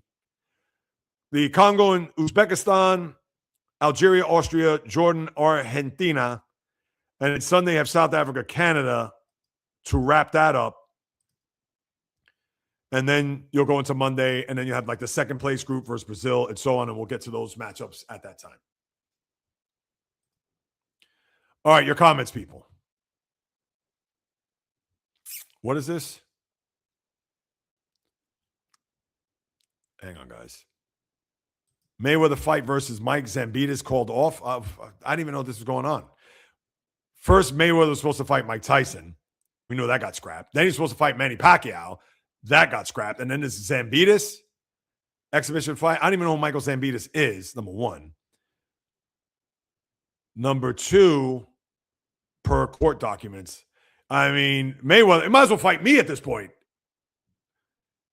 Not that I would be of any match to him, but I think he needs the money in the worst way. If he's fighting guys I never even heard of, I mean, come on. Please, I'll go in there for 100,000. I'll do my best to just try to go and just hold like this, take a few shots, body shots, try not to get to the head. I'll swing here and there. 100 grand, why not? I'm sure everybody else would do that. Ay, ay, ay. Floyd, is this what it's come to? I'm not trying to judge this, but yeah. All right, here we go. Comments, everybody. I appreciate everybody who stood tight, hung on. I really do. Here's the comment of the day right here. Waffle Iron Whale, that's my guy. AKA, as recent as Fuqua Johnson, Minnesota Fats, Tatsuya Mai, Rhoda Penmark, Everyday Mets, Jonathan Sean Cup, Cowboy Bull, Dad's Chips. And then, yeah, the Terry and Arnold. I know. I mean, these guys can't get out of trouble, man. I mean, I don't know. All right, let's see what we got. Yeah, know about Al Horford. Signed 2 years. Did he sign 2 years? Al Horford signed a 2-year deal. He's 40 years old. And listen, God bless him. I'm not trying to say he should retire, but my guy, Bio, struggling. Whew. My beloved Mets, I'm ready to disown those bastards. Never, but you know what I mean. Win 2 out of 3. Hope to get the sweep. Nice. Yogesh, welcome. I don't know if you're still with us, but thanks for stopping by. Val, don't worry. We'll work this out. Yep. 4 days away. Ron Man, let's go Knicks and Mets. Oh, you're a big Met fan too? Oh, what do you think about my rant? I'm sure you commented, so I'll be sure to check that out. What's up, brother? Your NBA champion is here to listen to give his opinion. Yes, Ray. Thank you so much. Cheers. Shout out. Greetings. Uppy is awesome. Period. All right. Welcome. Or Jalen Brunson. We can talk Brunson if you want. So Charlotte traded Lonzo Ball, LaMelo Ball, and got returned a record-setting $48 million trade exception. Oh, is that what that was? Cheers. H2O. Is that what that was? So they get a $40.8 million trade exception. Wait, try to sign LeBron? I don't know. And LeBron want to go to Charlotte, but what? So now Charlotte could sign free agents to fill the foot right. Just did the last minute live a little bit ago before hopping in here. I got to go back and check on that, Ray. I know. And you've been great. Definitely check out Ray's channel if you haven't gone to his insight breakdown. It's sharp, man. It really is. Yeah, I know Charlotte did sign him. Yep. Yeah, exactly. And Kobe White's a nice player. Amen. But listen, you rather something happened. I don't know what happened in the front office with that. That's just nonsense. This was to clear up a lot of cap space to get a healthier, less hurt, more mentally consistent player. This is not his team. You mean Kneppel? Yeah, but he's a shooter. I mean, that guy's. Listen, you want to have a guy like that on your team, no doubt. But I didn't mention Austin Reeves. I know he signed an extension 4 years on $85 million. I got to throw that in there. I didn't mention that earlier, which the Lakers had to do. So clear up. But Colin Kneppel just got drafted to clear up cap space for him now. I don't. To me, something happened between the line or that we don't know of. Kobe White got signed, who will be better, more mature presence. Yeah, I can see that more professional, but they could have got more. It's always been a New York Knicks town. Oh, when it comes to basketball, that goes for damn sure. And overall, too. Because when the Knicks are bad, people they support them, but obviously they're not really heard for much. Ron, man, I appreciate you. I hope you're still with me here. Thanks for sticking it out. Usually on my Wednesday live stream at 12 noon, it's more of a back and forth. Where here, obviously, I get all my points across, and then I get to the comments. So if you're still with us, thank you so much. And if you haven't subscribed, this is the channel for you, I promise. So if you could do that, I'd appreciate you. And if not, that's fine. You can keep coming back. It's all good. Ain't no more drafting. Drafting is over. Yeah, I know. No, the draft is over, unless you want to talk NHL. This isn't a knock on you, but I'm on a show and rock with 2 others. But why aren't more people talking about how awesome that we are champs? You're on a show that rock with. What's the name of your show? Should be a month-long talk. The sports world continues to say, hey, listen, if this was a basketball or a Nick podcast, that's a different story. Now, I don't know. What is your podcast? Is it a Nick podcast? Is it basketball? Listen, a week ago today was the parade. I got to talk about other things. You won't say your show now out of respect for you, your platform. Oh, I appreciate that, Ron, man. But no, if you want, please, you can shout it out. But I do respect that. Thank you. And I mean that. But no, I'm curious. I'll be curious to know. And I like what you said. You were respectful, not a knock on me, but I'm on the show, rock with two others. I'm curious to know. I'd want to watch. I want to check it out. When do you think your Celtics? I know they're working on something. Oh, you mean for Jaylen Brown? I know. I gave you guys all the scenarios, or at least potential scenarios of what they could do. I don't have any insight. Yeah, could they talk to the Hawks? Could they talk to even the Spurs for that matter? The Rockets, although that doesn't make any sense because he and KD, they play the same position for the most part. Unless you're going to put KD at the 4, or unless you're going to put Jaylen Brown as a 2 guard, which you could do, and have Durant at the 3. I mean, other than that, like what, Portland? I mentioned even Portland because they've made trades with the Trailblazers in the past.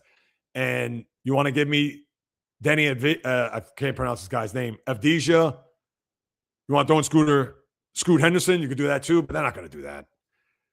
The Trailblazers aren't ready to win yet, so. Where's my team? Yes, Val's a Bay Area gal. Why do we connect Junior fell on our lap? The Knicks should have loaded up on centers. Oh, I know the Celtics got him. Yes, absolutely. If that's the play you're referring to. Yeah, I know the Knicks traded out of the first round.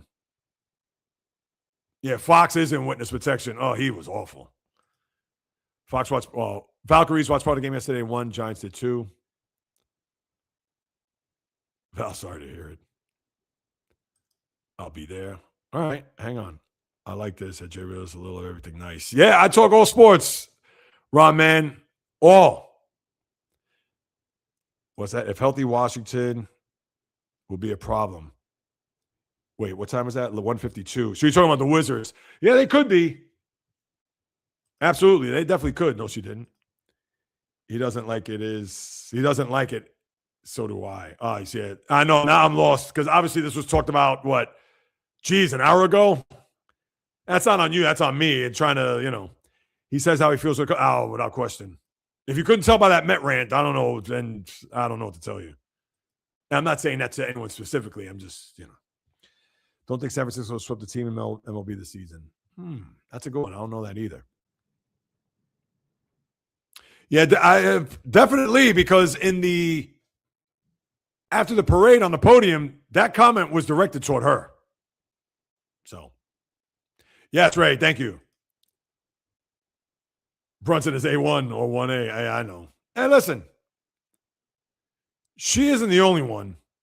And I just don't like it that she's the one getting crucified over it. Because there's plenty of other people, I'm sure, probably said worse. Yep, we talked about that. Good riddance, too, because he was awful. And I don't care if he was an all-star last year. I don't care what he did in the 2024 postseason. That's long in my rearview mirror. You know the old song, Janet Jackson. Hey, Mark's back.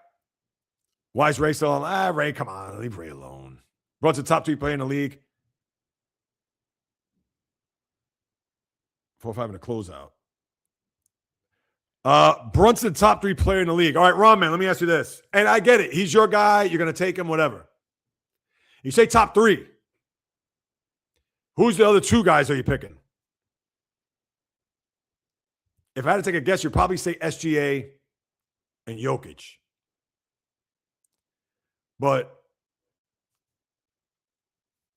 then you have to say, would you take Giannis? Now, you got to take a healthy Giannis. I get it. But come on, a healthy Giannis is 30 and 13 in the bank. Brunson is not going to give you 30 and 13. He'll give you 28, maybe 6 or 7 rebounds. And I understand he's a closer. That's rare. And you could throw Wemby in there. And, we just beat Wemby in the finals.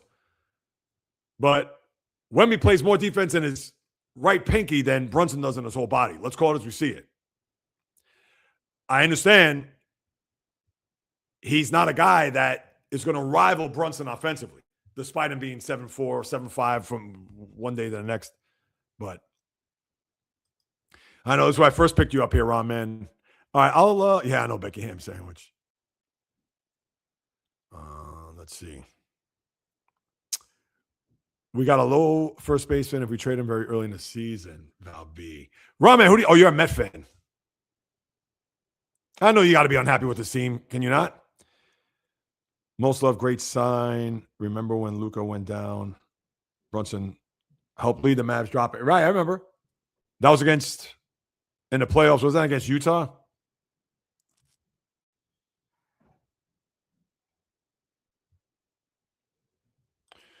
Yeah, you are right. Top guys in the NHL hardly panned out. Nah, that's hit or miss with number one overalls.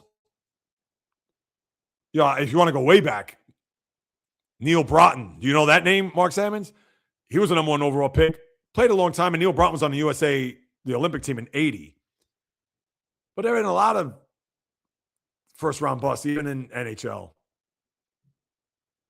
Lafreniere's not a bust, but that guy, when he came out, Quebec Major Junior Hockey League, everybody thought, oh, watch out for this guy. He's been good, but he hasn't been great. Exactly. Yeah, Weeping Wemby. I know this was an hour ago, but yep, Macklin Celebrini. He's great. That guy could play on my team. You know, you've hit rock bottom when you got fans chanting for another player that's not, without question. Hey, Nancy, I know you're not here, but thanks for stopping by.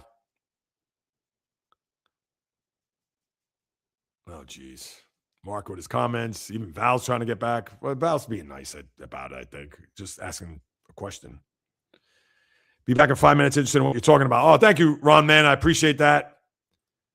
Smash the likes, everyone. It's free and helps Jamie. Ron, man. Thank you. Yes. Thank you, Ron. He'll be traded soon. You posted that at 2:15. Geez, 45 minutes.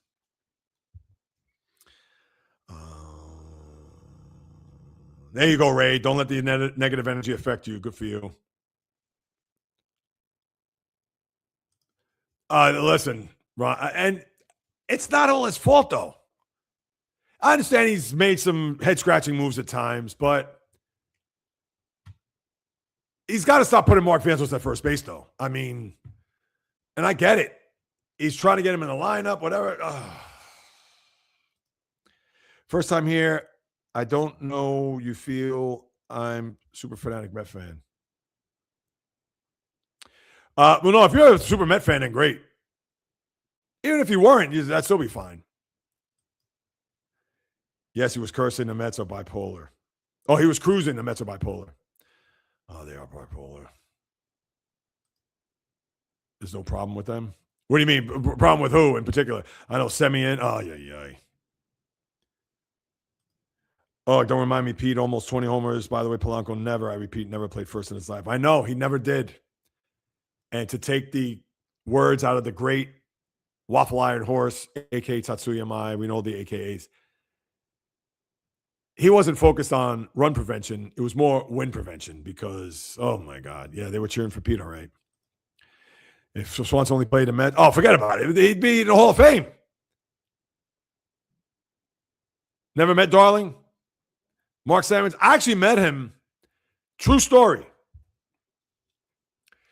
After the 1990 season, I'm in Madison Square Garden sitting in the 300s, center ice. Lisa Grasso, an old friend, and her dad, Lou Grasso. I don't know if hope they're okay, doing well, etc. Between periods, I saw him sitting in the 200s. I went down. This is after Darryl Strawberry, 1990. And I went to him, and he had a little buzz, I could tell. I was like, hey, Ron, big Met fan, blah, blah. Hey, all right, great. And I said, hey, man, tough season. Remember, that was 90. They lost to the Pirates that year. And I asked him, and he was honest. Is Darryl coming back? This was, because Darryl signed, I believe, November 7th, 1990, when he went to L.A., and this was right before that. I went to, what game was that? Went to a Ranger game. It had to be, obviously, it was late October, certainly before November 7th. And when I asked him, I said, is Darryl coming back by any chance? He said, no, he's not. I'm laughing right now. You're welcome on Devin Williams. Oh, jeez. Who knows? You may end up getting Luke Weaver back. He's actually pitched well. Dan Sock, what is happening? Oh, my goodness. That's why I listen. I love everybody. I love Val. I love Ray. I love Bio. I love J-Rod. Shout out to J-Rod, Fishing Angel. Daniel Holsock, Toppers. My guy, Victor E. I haven't seen him in a minute. Everybody that drops in on the room, whether throughout, periodically, but Fuqua, you hit around that, or Waffle Iron. If it's me, hell no. And I don't want to, what are they going to show? A couple of strikeouts against the Phillies there in the Division Series 2 years ago? Or because he was the longest tenured Met, first round pick 2017? Or because he was an all-star last year, which was fool's gold because in the second half of last year, he bottomed out. He better not get a tribute. Not in my eyes. But he probably will. Yes, they are. I can't say enough about what they've done. Although I'm not in love with your bullpen would scare me in the postseason. And Rodon, too. Although Rodon would right now, when you think about it, yeah, I'd have to start Cole game. Would you start Cole game one or Schlittler game one? I don't think they'd start Schlittler game one.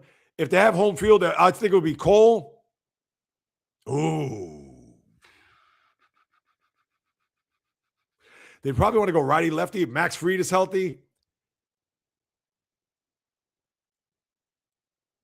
I'd have Schlittler pitch at home game one or game two. You got to put Cole there. Schlittler. Then you want to throw Fried, Rodon, two lefties back-to-back in 3 and 4, and then Cole 5. I guess that's how I do it. Yep, Ray's a Yankee fan.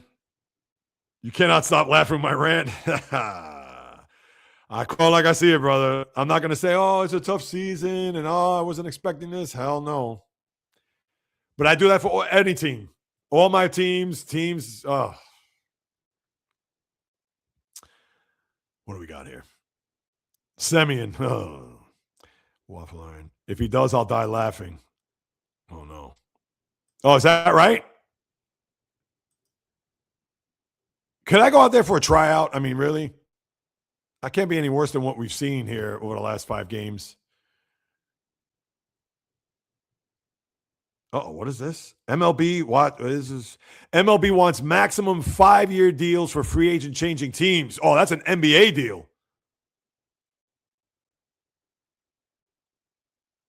As part of the next collective bargaining agreement with players, Major League Baseball wants a maximum contract length of 5 years for free agents who are switching teams, while organizations will have the ability to keep their own players for up to 6 years, calling it a cornerstone player provision. Or in this case, who's down with CPP? And the players are saying, not me. Players don't want that. Players want 10, 12, 14-year deals. But you know what? That would be the best. I love it. Now, I can read into this a little bit more. So, for example, for a free agent moving teams this upcoming offseason could sign a maximum contract of 5 years, $202 million. A team retaining its own free agent could sign it for 6 years, $265. That's similar to the NBA, where a team could sign their own player 5 for whatever, $280. But if they go to another team, it's 4 for a little less than that. Oh, wait a minute. I may have that mixed up. Is it 4 and 3? But yeah, they're trying to incorporate exactly what the NBA is doing. And you know what? I'm for it. Get this thing right. And the players, I'm sure, my comments. I'm sure right now in locker rooms, there's people, taping up their legs or putting on their pants and go to BP. They're looking on their phones, taking a sip of Gatorade. They spit that out across the room looking at that thing. Listen, if you want the sport to be healthy and whole, they have to do that. But the players, Paul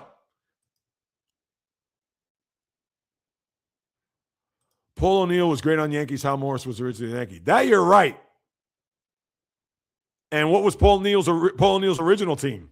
I'm sure you know that one, Mark Sammons. Won a World Series. Played on the team, Hal Morris. who was at first base and in the lineup. Yep, crazy. Yankees, Red Sox, 4 games. Oh, is that a back? Oh, there's a wraparound series? They play Monday too? If I said 3, it's my error. Hey, what's up? Can you reply on chat because my headset's not working? Oh, Rosie, yes. That was a while ago.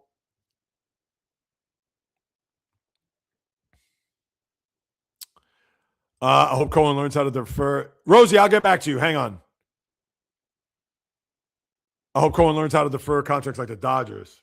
Well, I don't know. This new CBA, they may have a deal where they can't have multiple deferred payments when it comes to contracts. That's a loophole that they're able to exercise and work to their advantage.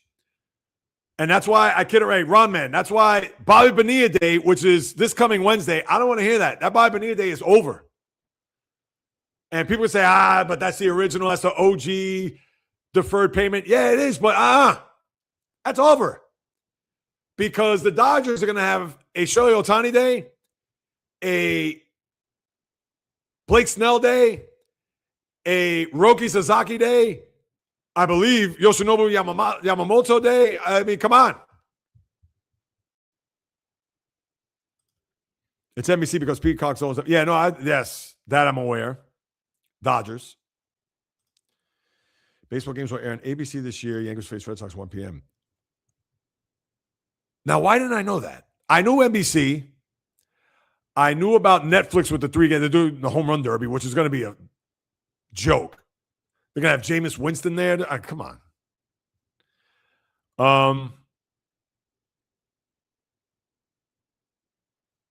Yeah, I didn't realize they're on ABC. I should have known that. Is this going to bump me? Hold on.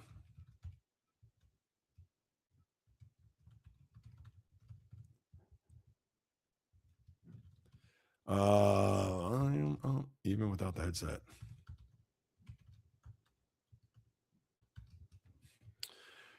Let's see. Ron Acuna Jr. is out. Not out for the season.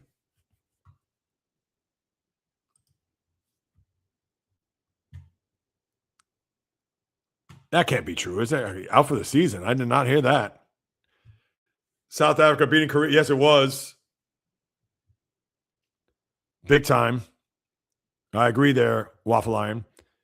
I'm thinking about doing a watch along Yankees Red Sox. Oh, which game? Tomorrow night?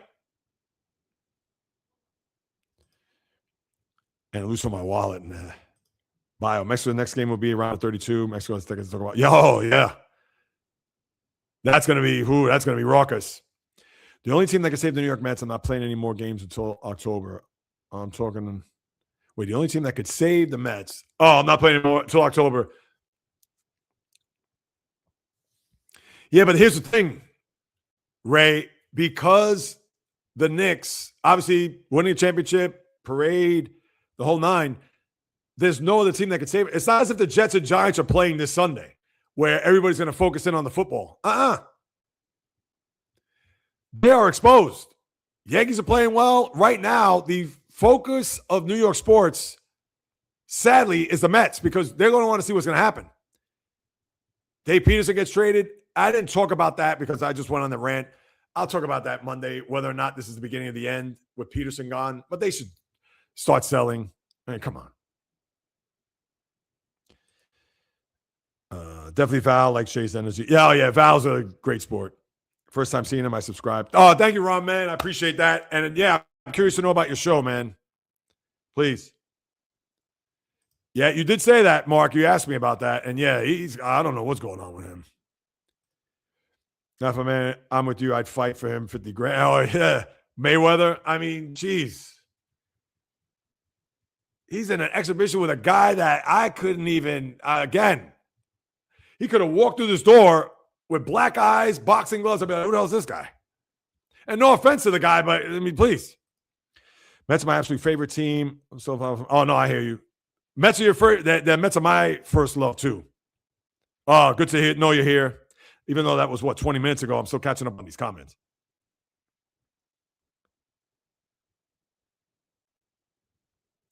Did Mark Sammons leave? He says he'll leave the entire channel alone. Why? Because I'm not posting your comments? Mark, I'm not doing that. I'm acknowledging the other stuff. The Paul O'Neill, Hal Morris. Oh, no, I'm not going to totally ignore you. I won't. But I'm not posting. I'm not doing that. I've always considered Steve May said the fake New York Knicks fan. I don't care whether you apologize or not.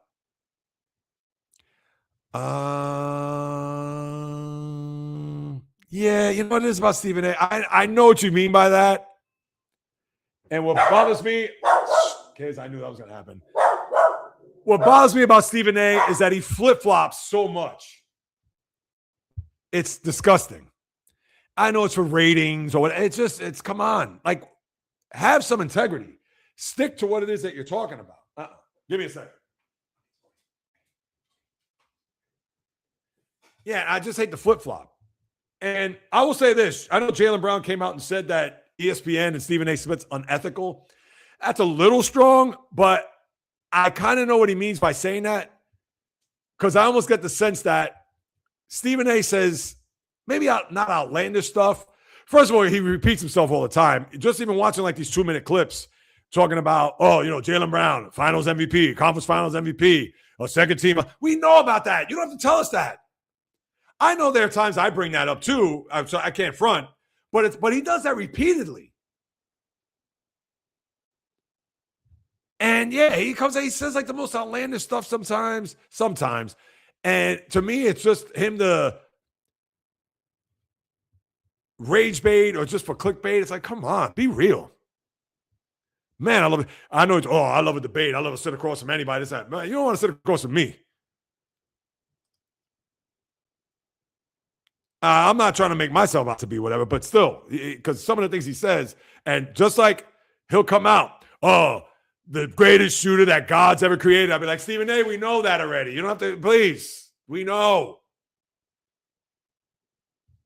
Or SGA, it's Shea Butter. I'll take Shea Butter. Stop.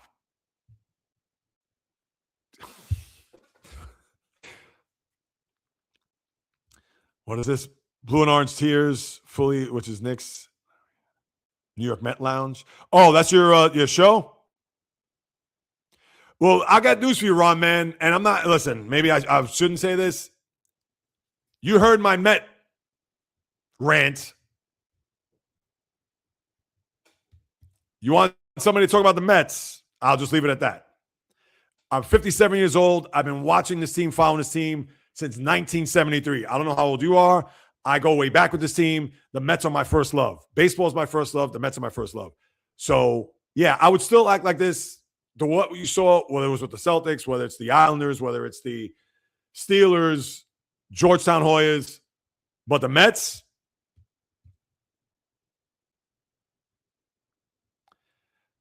thank you, Mark. You hope the channel blows up, but out. Actually, you hope channel blows up, but out. Should I take that as a compliment? I know you've been complimentary towards the channel before, but I don't know. The manager can only manage sometimes. You got to blame the players, and you know I'm right. The manager can only manage sometimes. You got to hold the players accountable. And Mendoza doesn't do a good job of that either, I might add. And I know it's got to be frustrating for your manager because he doesn't call out anybody. He's too buddy-buddy with his players. And that's why, to me, I don't want to make this out to be an Aaron Boone thing, whatever, but Aaron Boone in a big spot, especially in the playoffs, scares the life out of me. Because I'm going to keep doing my thing. Hey, do it. Keep doing it, Ray. Next month, I'm walking from the few, I won't say their names, chopping it up with Chosen and Friends. All right, chopping it up with Chosen and Friends. Let me see that.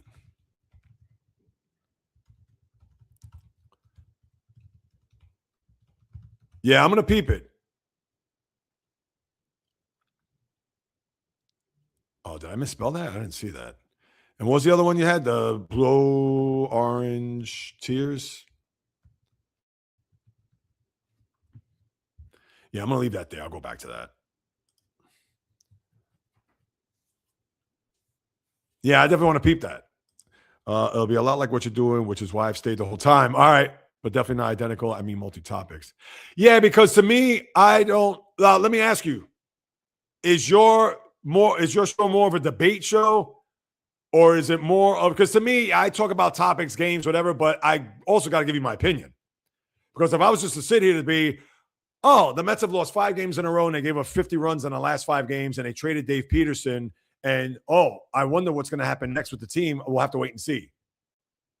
People are going to jump ship. I mean, what's this guy talking about? He just gave me a rundown of what happened, but how does he feel about it? But that could be the same even if it was the Braves that lost 7 in a row. I know the Braves lost 7 of 9.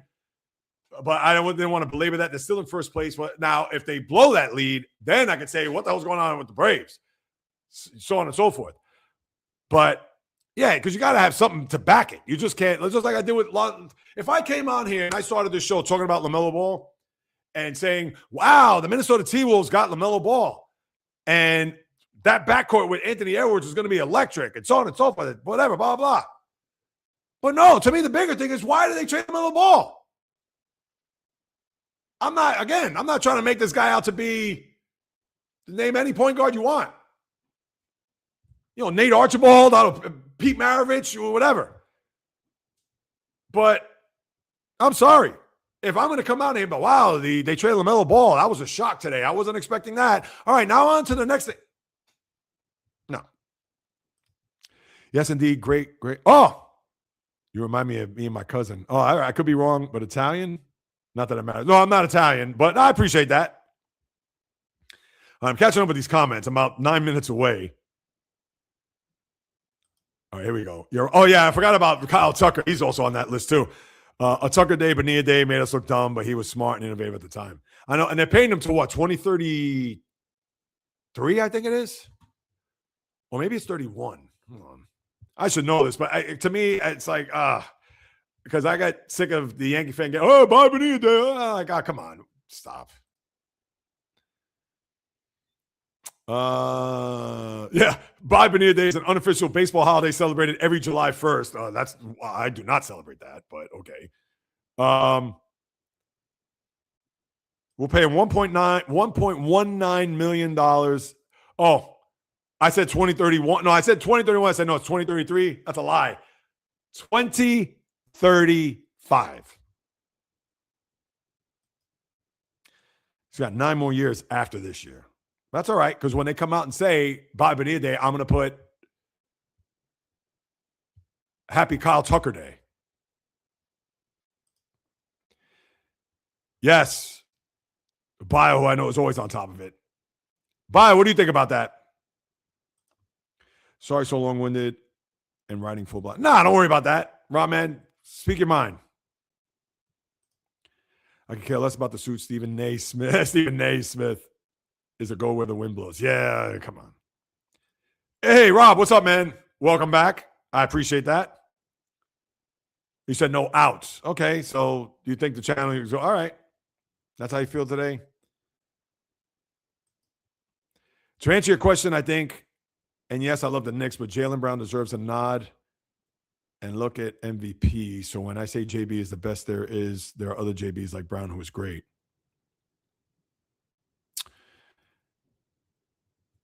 Yeah. And that was my argument. Last week, I got a lot of people got at me, especially on Instagram. And I still haven't followed up with them, but I'm going to follow up with. People say, oh, this guy can't even pick top 5 players or better than Brunson, blah, blah, blah. And I said, I made the example. When Jaylen Brown won Conference Finals MVP and Finals MVP 2 years ago, was anybody putting him in the top 5 of the NBA? Nobody. Not even me. And I believe it was second team All-NBA. And everybody got crazy over what I said as if it was an insult to not put Brunson in the top 5. And not to go down that road again, and I'm trying not to whatever, but that's like me saying, and let me see how you feel about this. I know this is always a lightning rod. And my apologies to the bios and people who have been down this road with me before. And again, I don't know how old you are, Ron, man. If you're in your I could say if you're somewhere in your 20s or 30s, you're probably going to say yes to this. But in my eyes, Draymond Green, and I hate to go down, but he's not a Hall of Famer.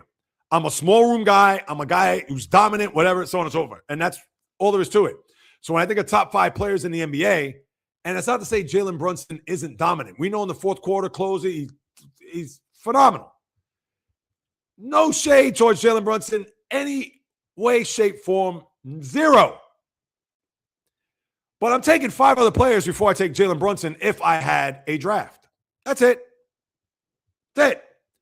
I'm not saying Jalen Brunson doesn't belong in the top 10 or your opinion. If you believe he's the 3rd best player, the 1st best, that's fine. I'll disagree, but I'm not going to say, oh, you're crazy, you're nuts, you don't know what you're talking about. No. And I get it. It's subjective, it's opinionated, whatever. End of story. That's why people, oh, Steph Curry's not in your top 10. You don't know anything about basketball. I say, what? Come on. You're absolutely right. My manager frustrates the heck out of me. Yeah. Bad word, though. Listen, Mark.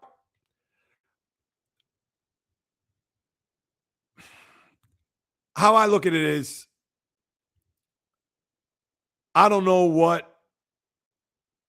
It's not a matter of me like sticking up for people. I just don't like the negative energy. They're back and forth. I just don't like that. I understand you're going to say what you're going to say, and I can't control what you're going to say or what you're not going to say. And I do take what you've said towards me to heart as far as the channel and as far as whatever. I appreciate that. I really do. But I'm not going to curse at you or block you or whatever. I mean, come on. And even if you wanted to attack me, if you want to make it personal about me, I'll just, obviously I'm not going to post those comments and I could take it, but I'm not going to show it. And if that bothers you, then I don't know what to tell you. I'm just not going to do that. And that goes for anybody, anyone that says F you to this person or, no, I'm not posting it. I'm going to ignore it. Oh, you're 50. Oh, that's it. That's good to know. Met fan forever. My show will be a lot like this, but the others are talking debate, fully letting who's talking to talk. The next show will be like this. Calls also. Oh, that's cool. Yeah, to me, the reason why I do, well, not that you asked, but I do this type of show because there aren't many, at least from what I gather, there aren't many platforms that I see that are like mine.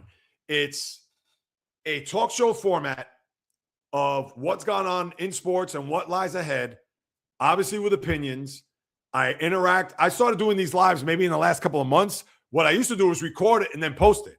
But then I thought, let me start doing lives. And it's helped tremendously for my channel in particular because I need the watch hours. And at first I was going to scrap doing lives and go back to recording, but I figured, I've gotten a lot more traction. People have jumped on board, whatever. Guys like you, Ron, man, I appreciate that. So it's a thing where it's like, I'm going to continue this format. And I sprinkle in a couple other things. I've gone like on the street interviews, which I got to start doing some more of. And I plan to do more of, and more commentary videos, things of that nature. So I want to sprinkle and mix it up, but it all revolves around sports. Some of it is, I don't want to say motivational stuff or whatever, because I want everybody to get theirs. And that's why I'm curious to know about your show. And I know you posted it and I marked it down. But yeah, I don't want it to be a thing where it's like, oh, well, it's my show and forget about everybody else. So, but no, it's good. Waffle Iron. I see your comment there. Ray, I'll keep it 100 with you. We can agree to disagree. Oh, of course. 100%. One thing I never do is the back and forth with people. I'm nothing but positivity, even my rant. When you say the back and forth, what do you mean? Just like arguing?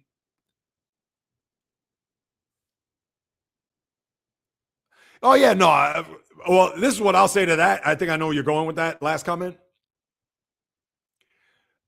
Anytime that I have an opinion on something, whether it's a team that I don't like, and Ray knows this too, and I love Ray, I'll still pay you when you can't drama. What drama are you dealing with? Is somebody attacking you that I don't know of? Now, if somebody's attacking you, Mark, I'll say that. Now, listen, I understand. Well, I'll say this. I know that Waffle Iron did make a comment, which I didn't post out of respect. I read it to myself, and obviously everybody in the room could see it, but I didn't want to post it on screen. So again, just because you may say something about somebody else doesn't mean that, oh, look what so-and-so said about you, Mark. No, I'm not doing that. But other than that, to the people, to the ones that I know you've gotten after here, what have they said to you that has gotten you upset or have caused drama? And I appreciate that. I do, Mark. I do. But going back to this comment, Ron Man. Now, Ray knows this. If there's one team on the planet that I would never, ever, ever root for, and there's a few, but one in particular, and you're 50 years old and you're a Met fan, so I'm sure we're in the same boat. I will never root for the Yankees. Never have, never will. And I live in the Bronx. I'll put that out there. And I've lived in the Bronx just about my whole life. And that's even more of an anomaly. You think, well, how do you live in the Bronx? You don't root for the Yankees. Well, never have. Never will. I'm a Met fan. End of story.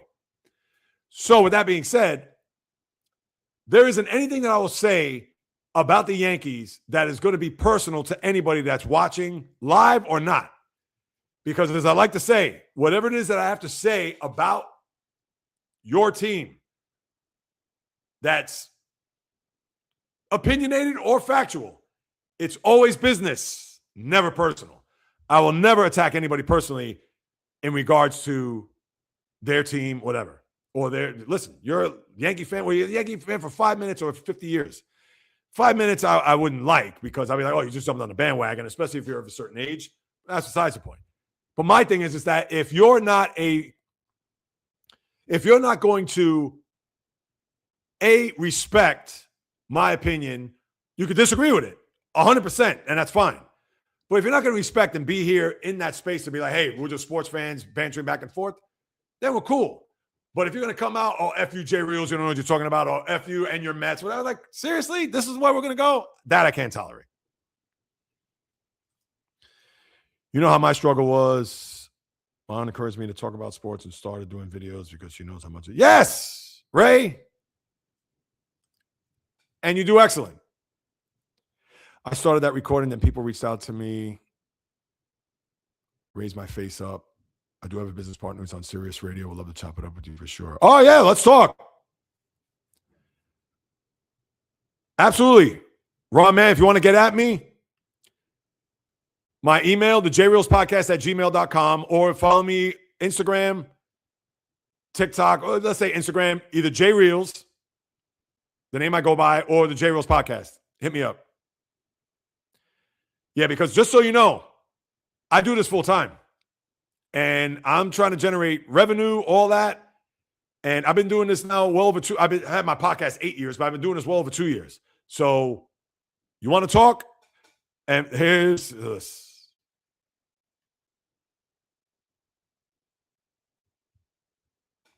I know Bio. Listen, I want to post this when he says I've been rocking with Jay Reels for almost 3 years. You guys can read that in the room. I'm not going to post that up on the thing. But if you see what Bio wrote, that's all you need to know. The first sentence. And I'm not going anywhere. Sports is in my blood and the DNA. And I know I'm like trying to almost sell you here, Ron Man. Or maybe I call you Chosen. But if you want to talk offline, let's do it, man.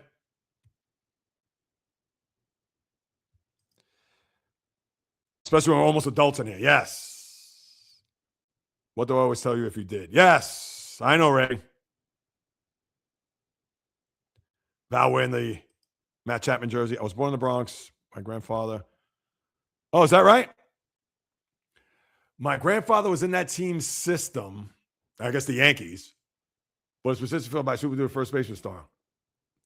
Wait, your grandfather was in that team system, but his position was filled by a super duper first base star. So if you're my age and your grandfather was in that system, super duper star. Now, we're not going back. You're not going as far back as Lou Gehrig.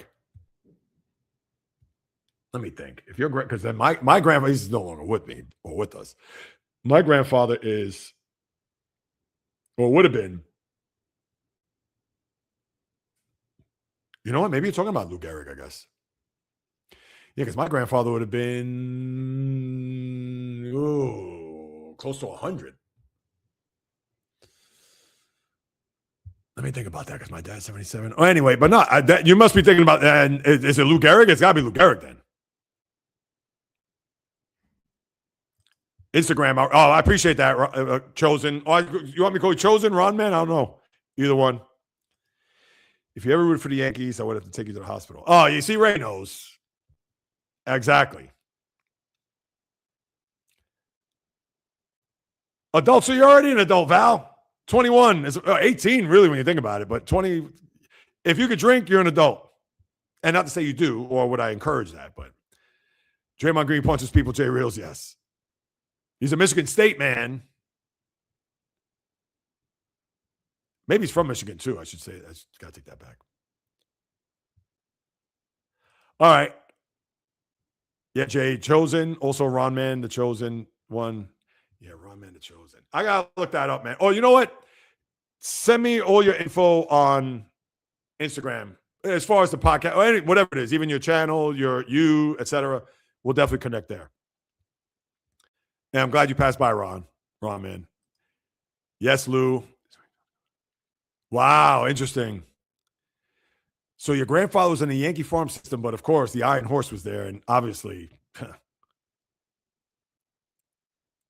we know about Wally Pipp. All right, guys. Let me start landing this sucker. Anything else pop up here?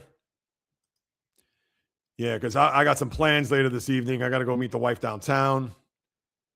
Thanks for I had the late start today. She was here, then she had to go downtown. I'm meeting up with her later on with a couple of friends.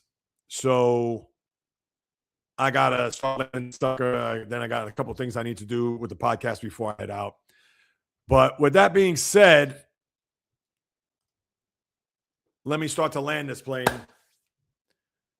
That'll do it, my good people. Another episode just about in the books. As always, thank you so much for stopping by, carving out precious time out of your day to listen to what it is I have to say about what goes on in the toy department of life known as sports.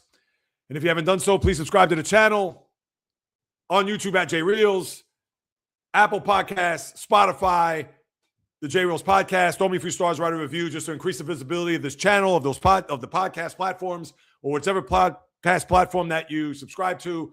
Because, as I've said throughout the course of this pod, independent sports talk, true, passionate, no filler, no artificial ingredients, no clickbait, no rage bait, none of that. So if you could do that, I would sincerely appreciate it. And if you want to hit me up on any socials, you could do that. Instagram, TikTok, Facebook, the J Reels Podcast, or J Reels on Instagram. Twitter, JReels1 the number. Twitch, JReels1 the number. The old-fashioned way, the JReelsPodcast at gmail.com. I'll be more than happy to follow up with you guys and gals, because whether you do or do not know, I see your comment, Ron. I'll get to that in a second. This is what I love to do. In the blood, in the DNA, talking sports is birthed. And as long as I sit in front of this microphone and camera, I promise I will deliver nothing but passion, fire, energy, fury with my thoughts, opinions, critiques, praise, analysis, feelings on anything and everything that happens on the world of the diamond, ice, gridiron, hardwood, golf course, racetrack, tennis court, boxing ring, octagon, you name it.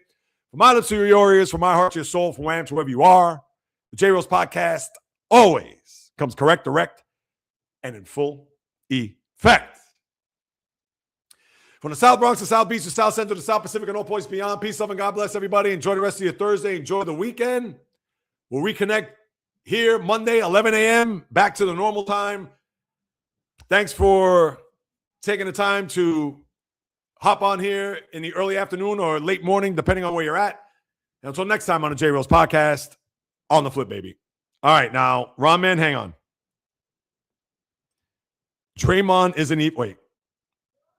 You know how many arguments I've gotten into over this? And I get it. Everybody's going to be, whatever. Oh, but he's won 4 rings. So what does that mean? Oh, but he was a big part of that team. Yeah, I understand that. Oh, but he says, I get it. And yes, he's a very good defensive player. He's won Defensive Player of the Year. He's been on all NBA teams. Defense, great. But to me, with the Hall of Fame, Ron, and just so you know, you got to be dominant. I get it. Consistency helps. I get it. If you're 20 years. Or let me ask you this. Here's another one, Ron. I got one for you. You're around my age. And I asked this to Bio, and Bio says the same thing. Bio's around our age, too. Is Craig Biggio a Hall of Famer? Smash likes with his good brother. Also hit those hundreds. I appreciate that. Yeah, exactly. Thank you, Ron. Yes, Bio. Great sports day to you. You know it.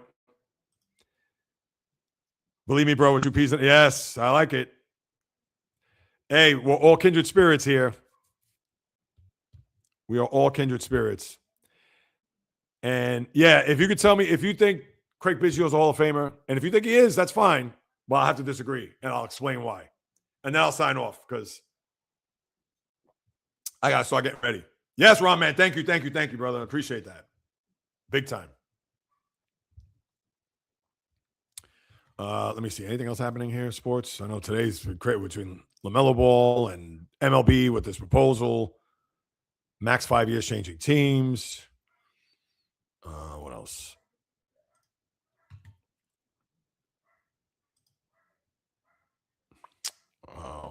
Yeah, I'll get to the comment. Hang on one second. That's all right.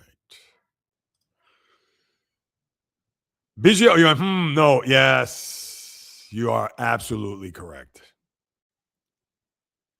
But no, I got what you meant. Thank you, Val. No, I got what you meant. Listen, so obviously there's no need to explain, but I get into arguments with kids or kids, people younger than me. When I tell them I'm a small room guy, and but he had 3,000 hits. Oh, but he's the all-time hitter and leading hitter or leading hit leader in Astros history. When I really start breaking out the numbers, and then when I say, yes, I will, Ron, absolutely. And I appreciate you sticking with me throughout this whole 2 hours. Thank you so much. And just so you know, I'm on Mondays, Wednesdays, and Thursdays live, 11 a.m., Monday and Thursday. Today, I actually had it postponed for personal reasons. And then 12 noon on Wednesdays. I'm thinking about doing a night live stream as well, but we'll wait and see. That's right. Compilers, no. I'm with you. Dominance. I tell people all the time, the one guy that I think should be a Hall of Famer and he'll never be in a Hall of Fame because he was dominant as hell. Give me Albert Bell's numbers against anybody out there. I understand no 3,000 hits. I understand not 500 home runs. I understand. But boy, those numbers and the black type by his names, by his numbers. Oh, no, Ichiro's a full Hall of Famer. Absolutely. And you can say, he was a single hitter, but come on. I mean, the guy was excellent outfielder. Led the league in hits. Actually had the most hits in season. More than what George Sisler, I believe, had that record. You know it. Yes, we will talk. Much love, everybody. Thank you so much again for stopping by. Yeah, Joey Bell, of course. You already know. Absolutely. All right, Ron. Thank you so much. Thank you, everybody else who joined, hopped on. You too, Mark Sammons. Absolutely. Waffle Iron, Bio, everybody. Till next time, Val, Ray, on the flip.